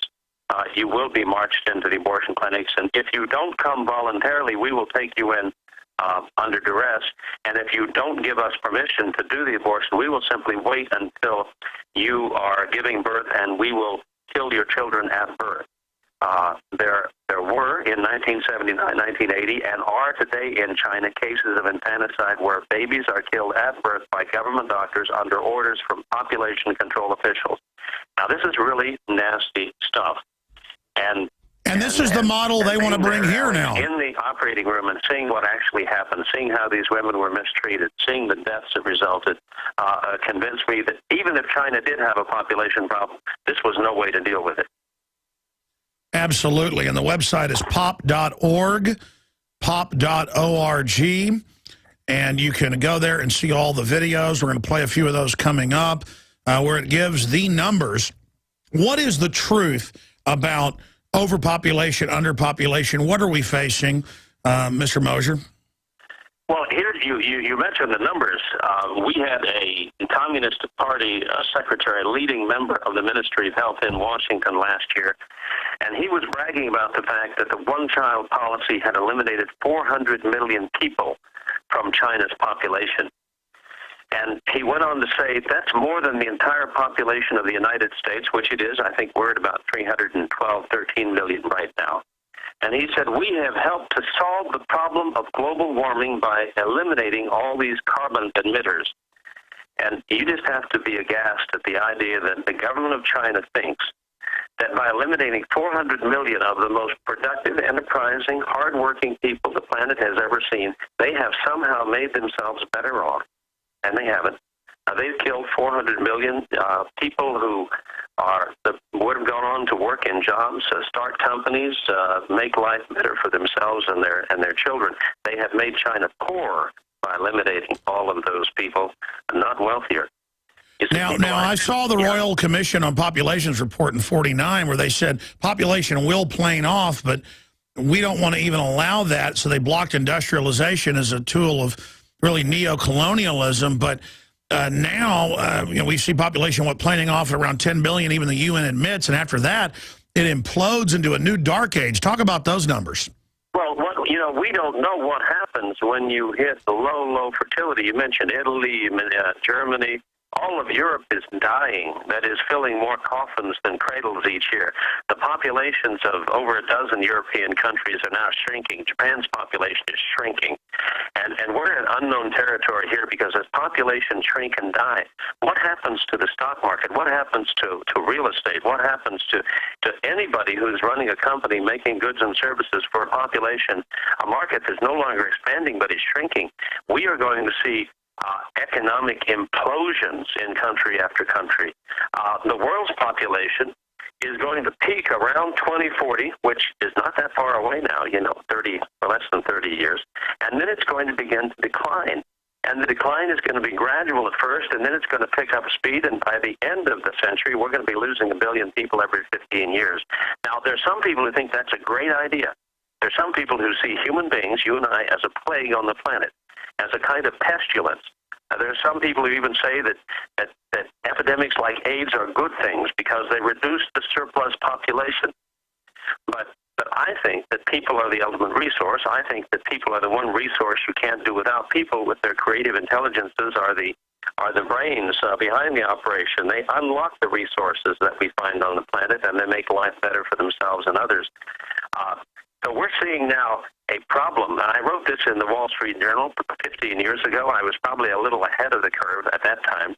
And I said, look, our long-term problem is not too many people, there's not too many babies. Our long-term problem is too few people, too few babies to grow up into workers who buy homes and cars, who start businesses, who have new ideas for products and services and make life better for themselves and others. Our long-term problem is too few people. And we see that trend accelerating. It is. Stay there. Stay there. We got to go to break. Steve Mosher is our guest.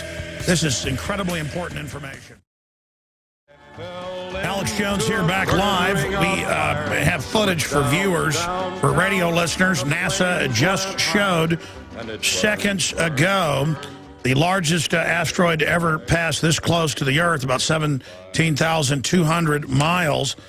They just showed DA-14 pass over Australia, where it is nighttime from an observatory they're hooked into there, and it looks like a shooting star. So it's shooting by at 17,000 miles an hour.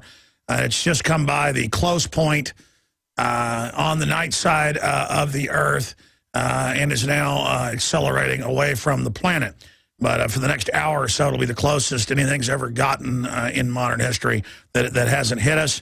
And I guess the population exterminist would be very, very happy if it hit somewhere, say, like Tokyo, because something that size would undoubtedly kill everyone in Tokyo and people in the surrounding area. They estimate, depending on what type of meteor it is, that it would be thousands of megaton equivalent of hydrogen bomb.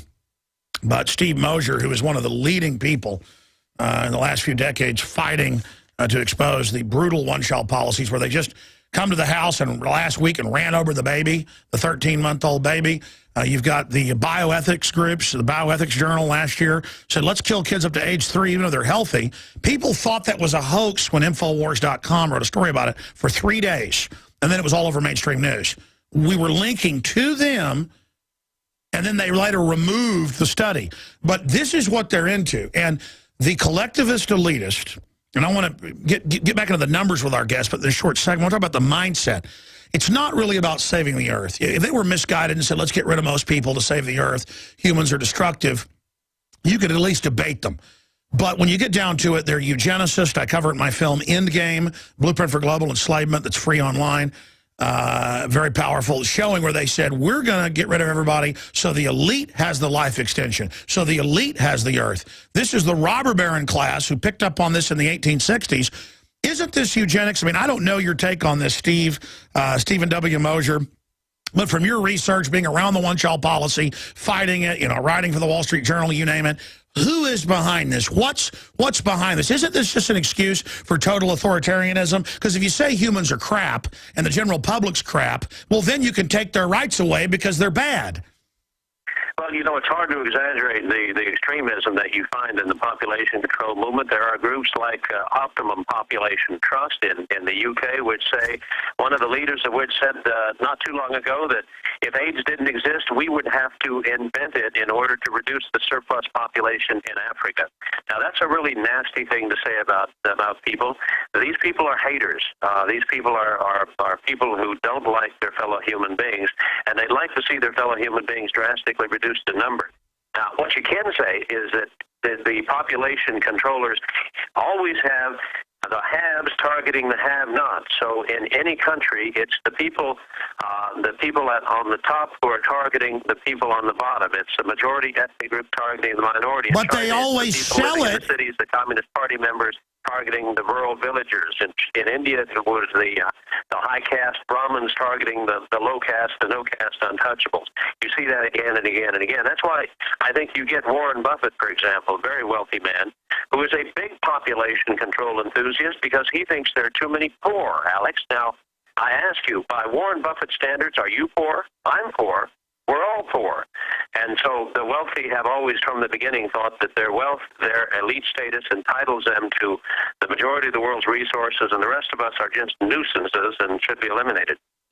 Well, there was a Pentagon report came out, said reduce population to stop terrorism. This is really the religion of the neo-authoritarians, and they always sell the Copenhagen Carbon Tax Treaty and things as, oh, that we're going to fund the poor, but then they actually found out it would double the taxes on the third world countries. It is a cold-blooded, organized takeover.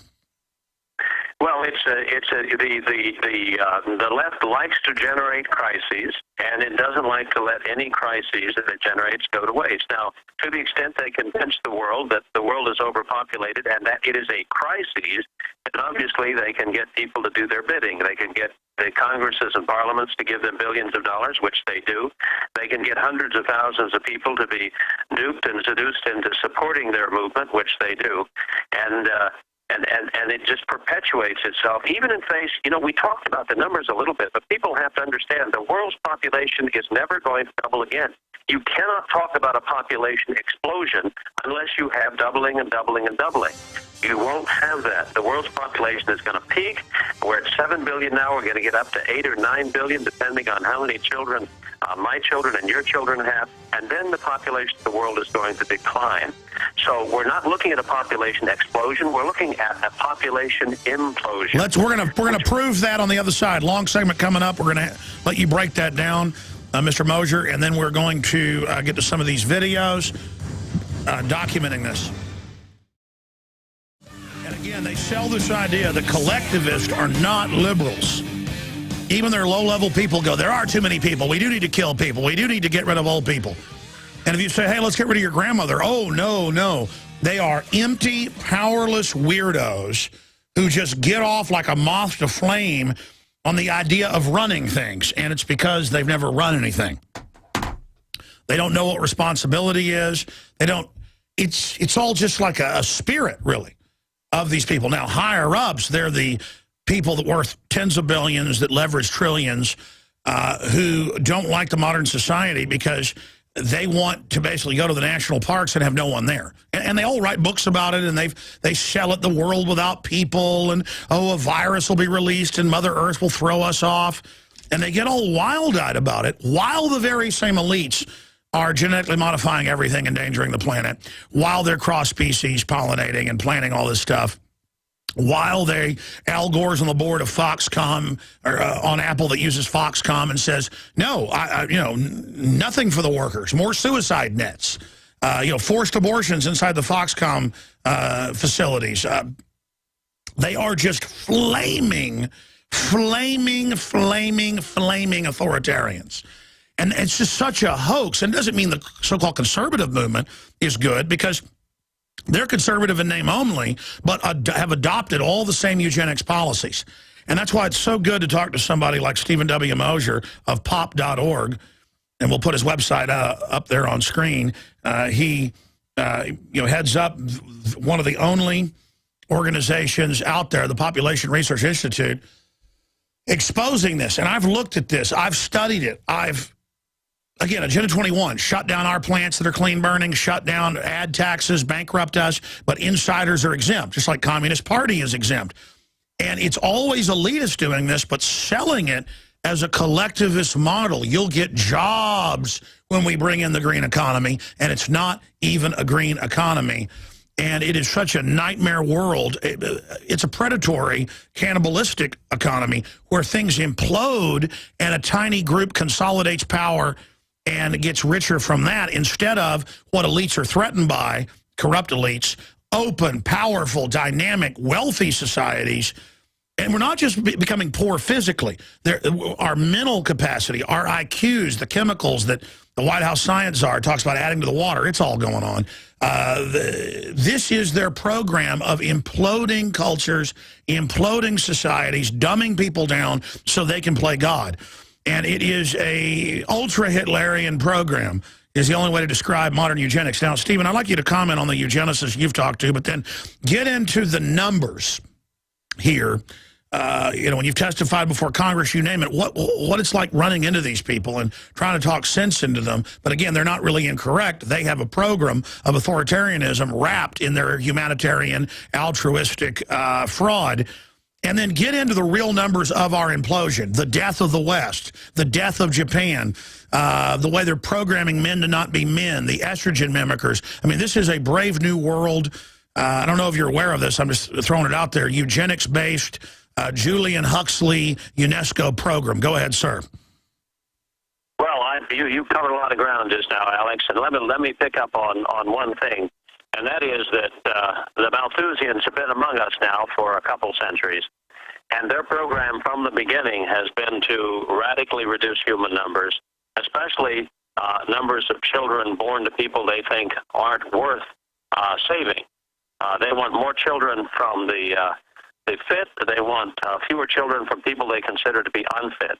And, of course, the people that turn out to be unfit are people who don't share their ideas, people who don't espout their dogma, people who don't espouse their left-wing views.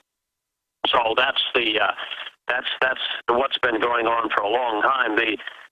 You would have thought that Hitler's program of eliminating 12 million people that he thought were not worthy of life would have disposed us against eugenics for all time. But we have eugenics in the modern world today that masquerade under the name of population control. I think you can see it most clearly in the People's Republic of China. Yes, they're the model. China's one-child policy, of course, is eugenics in nature. The government says that the Chinese people should only have one child late in marriage, and that they should only have perfect children. Yosheng is how you say it in Chinese. They want superior births. They're trying to breed a better Chinese man and Chinese woman. What is that but eugenics? That is why in China today you see handicapped children being killed at birth by government doctors who are under orders not to allow handicapped children to live because, after all, the one-child policy is in part about improving the Chinese race.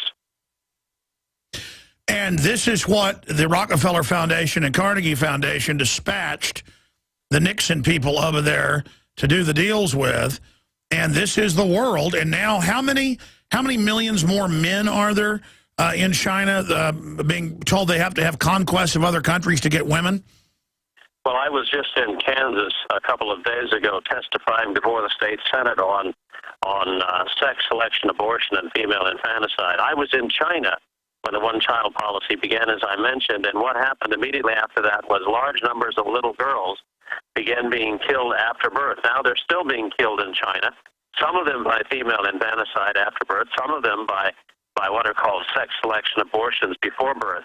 But it's not just China. It happens in Korea, it happens in Vietnam, it happens in India. There are in Asia about 160 million missing little girls who have been killed either before or after birth. And we hear zero from Gloria Steinem of the CIA and all the rest of these people. If you didn't know it, folks, she wrote one of her books that was all CIA front to break up the family, Miss Magazine, all funded, which again was a Carnegie endowment operation, so that there's no mother, so the state becomes the daddy, and the Chinese model of the children living in dormitories and working in factories is their program. I mean, this is just slavery by any other name, and you are anti-female. They call it a right to have 150, 160 million less women. They call it glorious for women to be burned alive in India. They call it glorious for 2-year-old girls to be taken and used in medical experiments and then sanguinated when their organs are taken. I mean, we're not joking here, and we are the scum of the earth to these people. We're anti-woman, Stephen. I'm sure you've seen them say that it's pro-woman to kill them. Well, I know that when I came back from China in the early 80s, I went to see the head of the National Organization of Women, and I told this woman, Eleanor Schmiel, that they were forcing her sisters in China to have abortions, and they were killing little girls at birth. And you know what she said? She said, well, I'm personally opposed to forced abortion, but after all, China does have a population problem. So we haven't been able to get any help from that sector. Didn't Pat Robertson... This is the worst form of discrimination. This is a form of discrimination that kills. Didn't Pat Robertson even agree with that? No. I remember a Pat Robertson quote about where he said, yeah, there are too many people. Remember that a few years ago? People got freaked out by it? Yeah, I'm afraid this idea that there are too many of us has seeped into a lot of different quarters of people who should know better. And all you have to do is look at the numbers. You know, the numbers don't lie, and I'm not the source of these numbers, by the way. The numbers are calculated by the U.S. Census Bureau. They're calculated by none other than the UN Population Division, which is not to be confused with the UN Population Fund, which is the population control arm of the United Nations. The UN Population Division shows that numbers of births are falling worldwide. The total fertility rate, the number of children that women have over their lifetimes, is falling. That many countries are having too few children to sustain their current population, and the rest of the world is following in short order. These are numbers that are out there. These are fact-based arguments. The other side is using exaggeration. The other side is is immune to reason, is immune to facts. We're talking about facts here. Absolutely, and I was able to find the video of Pat Robertson. Just type in Pat Robertson China, and Pat Robertson, I can find the quote here, said that there are, no one can argue there's too many people in China China has a labor shortage this year, Alex, and the reason it has a labor shortage is they've killed 400 million of the most productive, enterprising people in the world over the last 30-odd years. You actually show the graphs, but it's also in other mammalian species. If you guys punch up a document, Cam, and then we're going to start going to these videos, once you get any mammal species that goes way up, if it has any type of big drop, it tends to continue dropping even faster. In fact, it's even hard to have a slow hill. Talk about some of those statistics, and then we're going to play some of these videos. Well, you know, if you mentioned Italy, for a long time the Italians were averaging just a little over one child. Now that means that there are so few young Italians in their 20s, for example, that in order to stop the Italian population, which is now about 54 million, I think, from dropping in half within the next few decades, every young Italian would have to marry at the age of 21 and average about 4 children. Well, that's not going to happen, and that's just a way of saying that the population of Italy is now almost preordained to fall. There's no way that no, it's over. There will be a demographer can imagine that they can stave off serious population decline going on for the next couple generations. In fact, one of my friends in Italy, Antonio Bolini, who is a demographer at the University of Milan in northern Italy, has said that by the end of the century there will only be a few million Italians left, and the country will still survive. The great churches will still be there, but they will be turned into museums, and the ticket takers will be Albanians. Now, I like the Italians. I'm going to miss them, but if they haven't had children for a couple generations now, and it looks like there are going to be a lot fewer Italians in the future. We're going to go to some of these videos here in just a moment, but I've seen some metrics that say that within 4 generations, there won't be any Japanese left. There won't be any Italians. And then I see the demographers that are eugenicists say, good. In fact, I remember when Dr. Pianka gave a Texas Academy of Sciences speech 6 years ago and got an award. Photos were taken. It was in the paper, the Houston paper, and I had the reporters on. And when he said, soon airborne Ebola will be released, like 12 monkeys, and 90+% of us will die, and he projected skulls on the wall, there was a 3-minute standing ovation. The reporters estimated that 90% of the people were crying, because it's their whole religion is, we kill everyone, we have power, we run things, you know, we plant our flag. It's just hyper weirdos. And, you know, the issue is, then I had one of his graduate students, a PhD, and I went and looked her up. She was working in government laboratories and bioweapons. It actually said, you know, bioweapon research to quote, protect us, but we know that's a cover.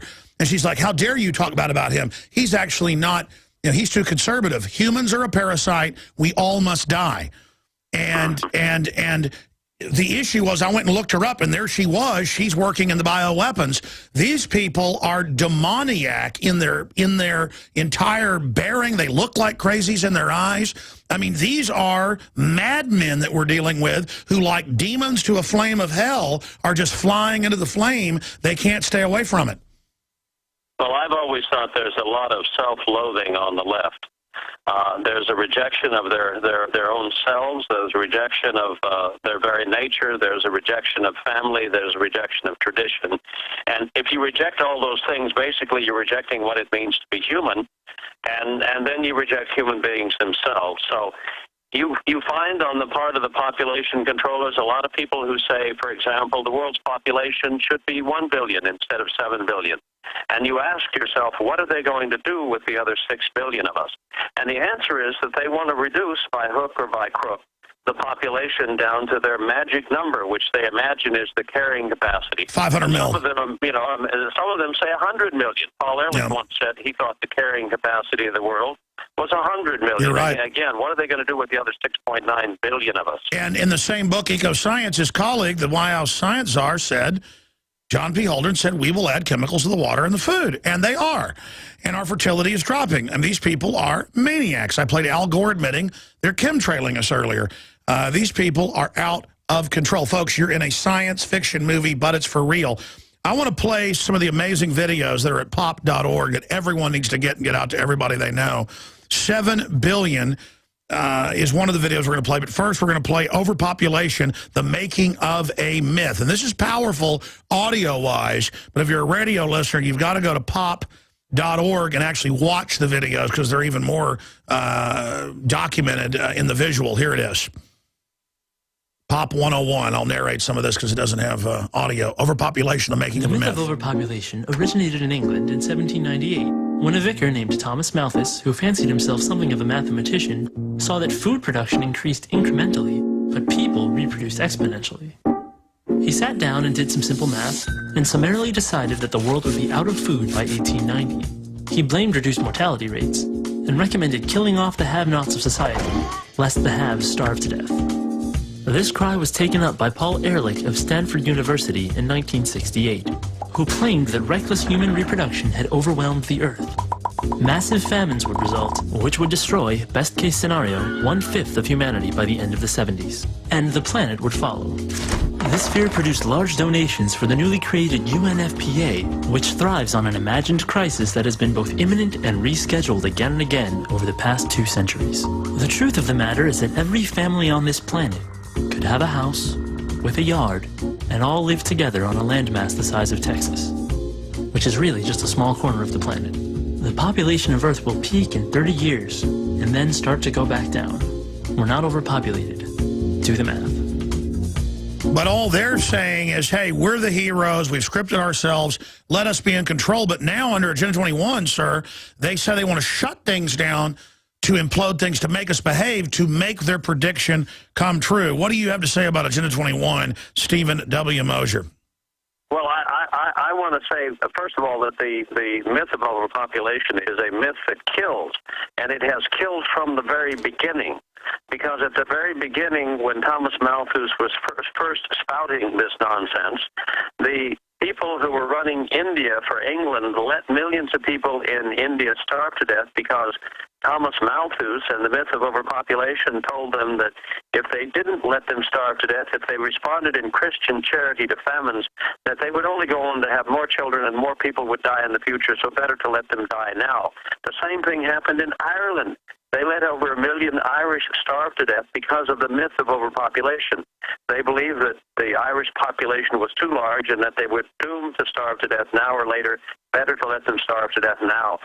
So these ideas from the very beginning have led to deliberate programs to ignore and indeed to sometimes cause famines to reduce human numbers. These are nasty ideas that have had nasty real-world consequences.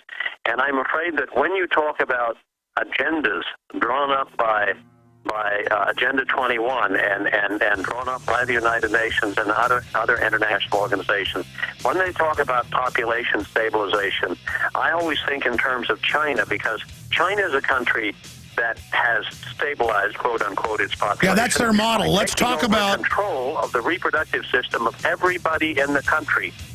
That's what Obamacare is for. Stay there. We're going to come back and talk about that as well. We'll have to go into overdrive. This is too powerful. Stay with us. Ladies and gentlemen, riders on the storm. It's so frustrating for me because I've been studying these people for about 20 years, 17 years, every day on radio and TV. And, I mean, I know we're telling you 100% fact here, and we can't even scratch the surface. It's much worse than we're saying. I mean, they put kids behind the cars there when they're 13 months old now and run over them. Come to your house. Oh, you've been hiding a little girl.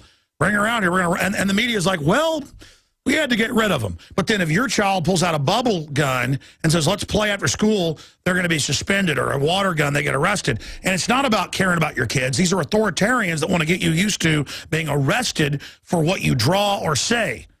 And they're hyper-authoritarians. They're so evil. They're so evil. And they want to get you dependent, and they're trying to shut off the resources now to make you dependent.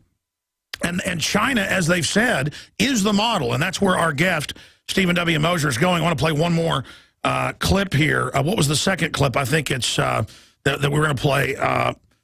Yes, kids, a stabilized population. Let's play that and then get his take on China being the model. Here's one of the other videos at pop.org. Here it is. Population 101. From the time of the cavemen all the way until today, humanity continues to exist because each generation of people has produced another generation to replace itself. Scientists have figured out how many people need to be born each generation to replace the generation before. That number is 1 person per person. All things being equal, this creates perfect demographic balance. Since women are the only ones who can have children, replacing every person on Earth means each woman needs to have 2 children, one to replace her, and the other to replace the man, who cannot have children. The total fertility rate is the average number of children each woman in a society is having. This number shows us if a society is growing or shrinking. In developed countries, the replacement rate birth rate is 2.1 children per woman. This will keep the population stable, but even that is assuming that every woman has children and that there are no wars, famines, or disease. In the real world, disasters happen all the time, and sadly not all children reach adulthood, especially in poor countries. This pushes their replacement rate up to 3.3 children per woman. Since not every woman wants to have children, in order to keep the population stable, some women need to have more than 2.1 children to balance the birth rate with the women who are only having 1 or no children at all. Maintaining this balance is of the utmost importance. If society does not at least replace itself every generation, human numbers begin to fall exponentially. Economic and social problems appear as elderly people retiring begin to outnumber young people entering the workplace. This is already happening all over the developed world. Many of the world's nations are only barely replacing themselves, while a growing majority have birth rates below replacement, some as low as 1.8 or even 1.2 babies per woman. Many societies are facing a very real danger: extinction. Think about it. Overpopulationisamyth.com or pop.org. We got a minute and a half before we got a break here. Comments on what we're facing here. Well, what we're facing is we have in a lot of countries, the people have stopped having children, in part because the government has taken over so many functions of the family and has discouraged family formation and has discouraged childbearing. And so at the end of the day, you know, someone is going to come to inherit France and Germany and Italy. It won't be the descendants of the modern-day French and Germans and Italians because they're not having any descendants. Other people who are more family-friendly will come to occupy those countries, and I think most of our listeners know who those will be, the people from the Middle East and from North Africa principally. The West has committed total suicide, and it was done on purpose. It was not an accident. The eugenicists did it. That's the thing. Eugenics isn't even trying to make people better. That's the cover. It's really just an excuse to wreck everything that the globalists see as competition. That's why they're targeting the West. I tell you, it is sick. Man, we're going to come back with a little bit of overdrive with our guests. Go to pop.org, folks, and support them and buy some of their products as well to get the word out. We'll be right back. Now, they've got a bunch of animated, well-documented with bibliography videos at pop.org. POP.org, and they've only got like 2.5 million views, and that sounds great. These videos should have 100 million apiece. This is what governs the whole world. This is what the global governance is. This is what they're coming to do. This is why they're trying to shut down rural communities in the United States and Europe with Agenda 21. You either expose the enemy or it's over. You've got the floor, Stephen W. Mosher, to finish up any other points you wanted to make to the listeners out there. Well, I think people ought to understand there's plenty of room on God's green earth for all of us. And as our numbers have grown over time, our prosperity has grown even faster. That is, more hands make light work has been true for centuries and is still true today. Every stomach comes with 2 hands attached. Every mouth is backed by creative intelligence. And people who see us as a pestilence, as a sort of plague on the planet, themselves, of course, are free to do what they want with their fertility, but they shouldn't interfere with the natural desire of the rest of us to marry, have children, form families, and improve ourselves. Well, Ted Turner's got 5 kids and dozens of jet aircraft, and they're all a bunch of The world should have a one-child policy, Alex. Yeah, exactly. Well, listen, I'm telling them, if humanity's so bad and they want to kill babies, why don't they just commit suicide? Well, they are over time. The people we're talking about generally average about 1 child. So if we can just hold our breath and get through the next 10 years without letting them bring the walls down around us, we will survive, we will thrive, and they will die out. That is some good news. And again, we're not happy about their deaths, but these people are cancers. And I mean, humanity, they're also trying to stunt technological development that can take us to the stars and the next level. They're not fans of humans. You're right. They're haters. They always talk about how we're all mentally ill. No, you're mentally ill. You know, I'm happy. You're into death. You're an idiot. And as population numbers go down, you see less and less innovation. You see fewer new inventions. You see technological progress slowing down in this country and other countries.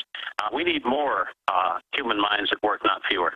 How are they liberal when they want to kill babies that might have a cleft palate or a club foot? I mean, statistically, I've seen the studies out there. A lot of people that are handicapped turn out to have higher IQs, invent more things. I mean, I have a lot of friends that are handicapped, and you know what? It makes me really mad. These people are calling themselves liberals. When they're in control, they make sure every handicapped child is killed when it's born.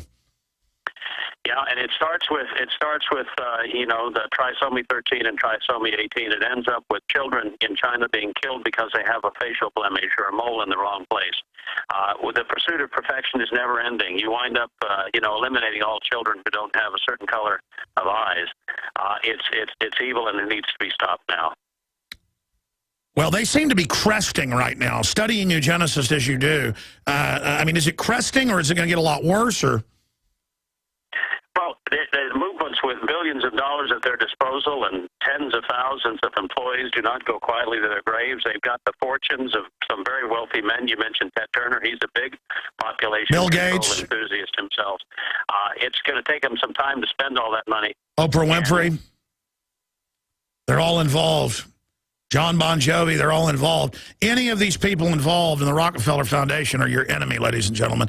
Well, listen, Stephen W. Mosher, we're going to be talking to you again very soon. Thank you for what you've done. People can go there and support you guys. You've got some products. Briefly, tell folks about some of the products you've got at pop.org and what you're going to do if you get more money in. Well, we've got books that I've written.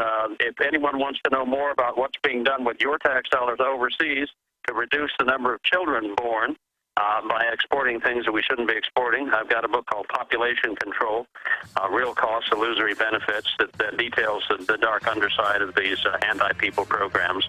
We've got the YouTube videos that we've already talked about. Some other things we've got, you know, we've cut about $1 billion over the last 20 years from population control programs overseas. That's right. No, I've researched it. You are the tip of the spear. God bless you, Stephen W. Mosher. We salute you. Everybody go to pop.org right now. God bless you, sir.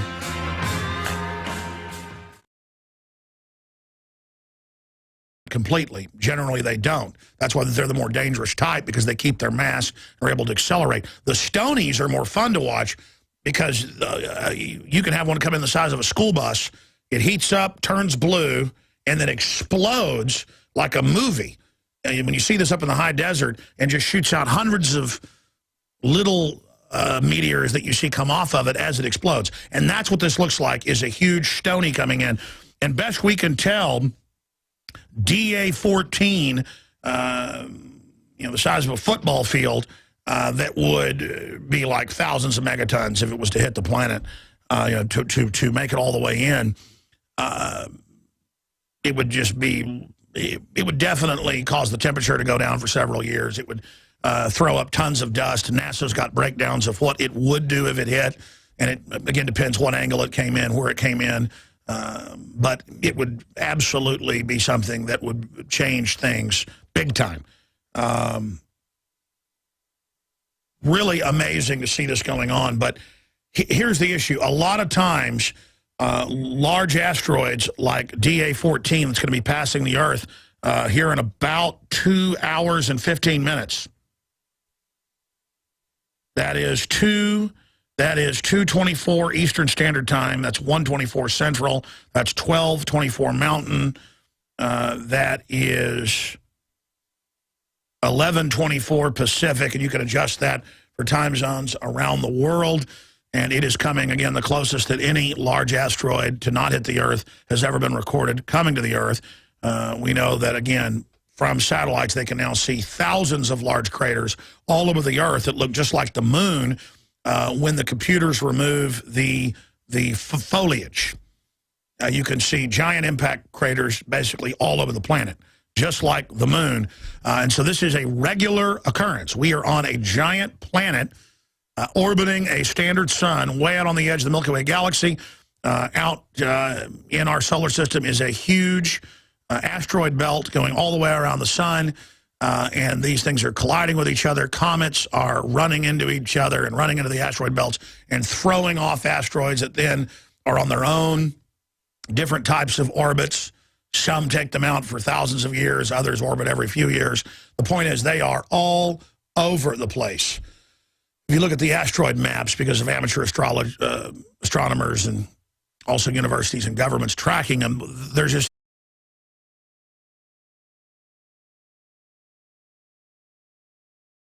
it is your PrisonPlanet.tv memberships that fund so much of what we do here on this operation.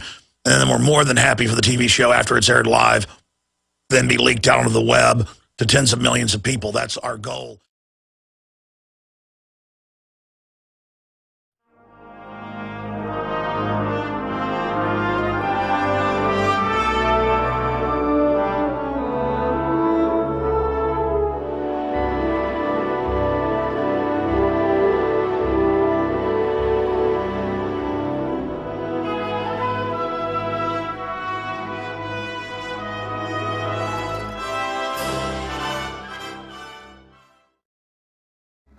Well, obviously, this is going to be another riveting and extremely important and informative and hopefully awakening transmission today. It is the 15th day of February 2013, and we've got a pretty serious situation going on. I mean, statistically, we don't really know how often large asteroids hit the Earth.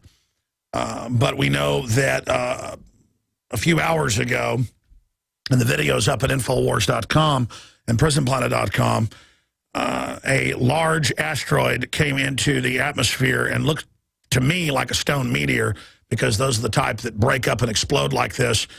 Just dozens and dozens of sound waves being broken, so you hear dozens and dozens of different sound barriers being broken, sonic booms.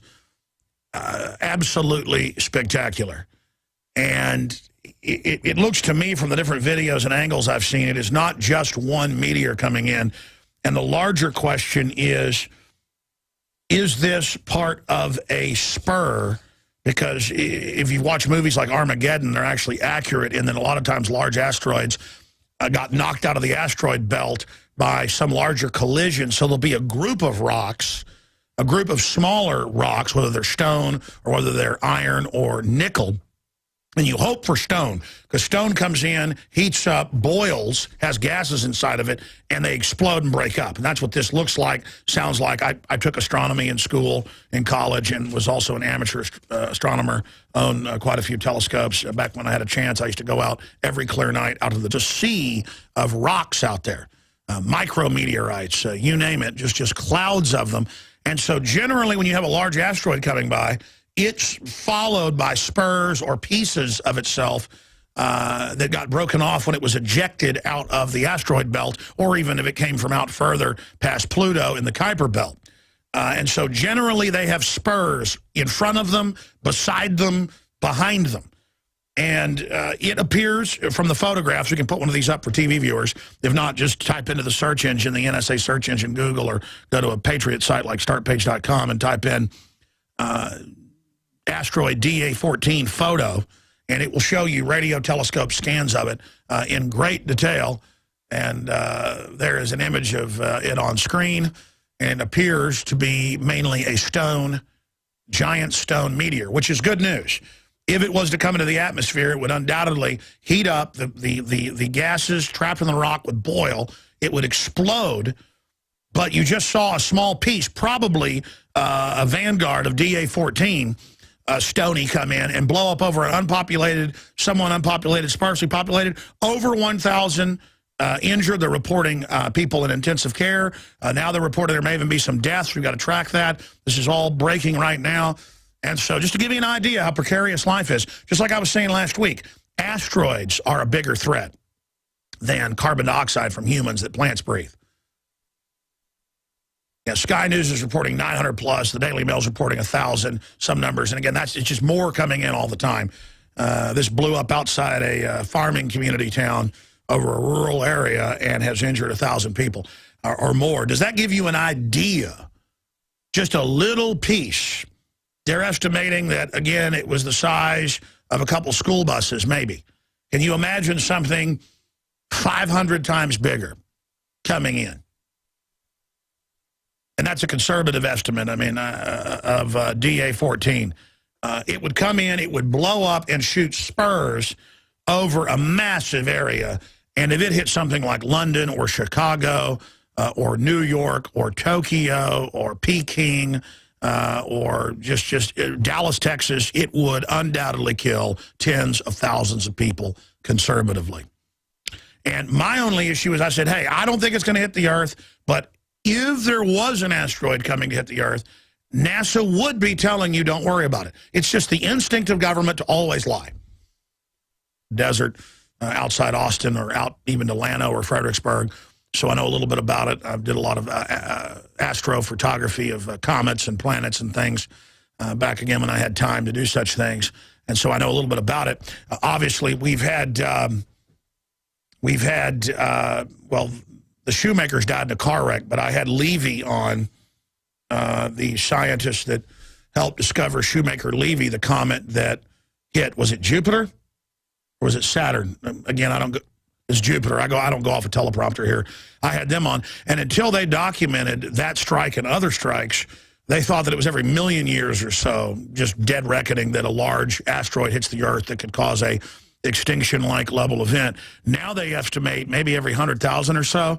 That's why there's evidence of other human civilizations that we don't even know the names of, but in fables they're known as Atlantis. And people like Plato, who was pretty mainline historian and philosopher, they report about Atlantis like it was absolutely well known that it existed. And they found a lot of ruins of cities and things in the Mediterranean, in the Atlantic, but it's been so eroded they just know it's large stone blocks and things that have been built. So undoubtedly humans have been through a lot.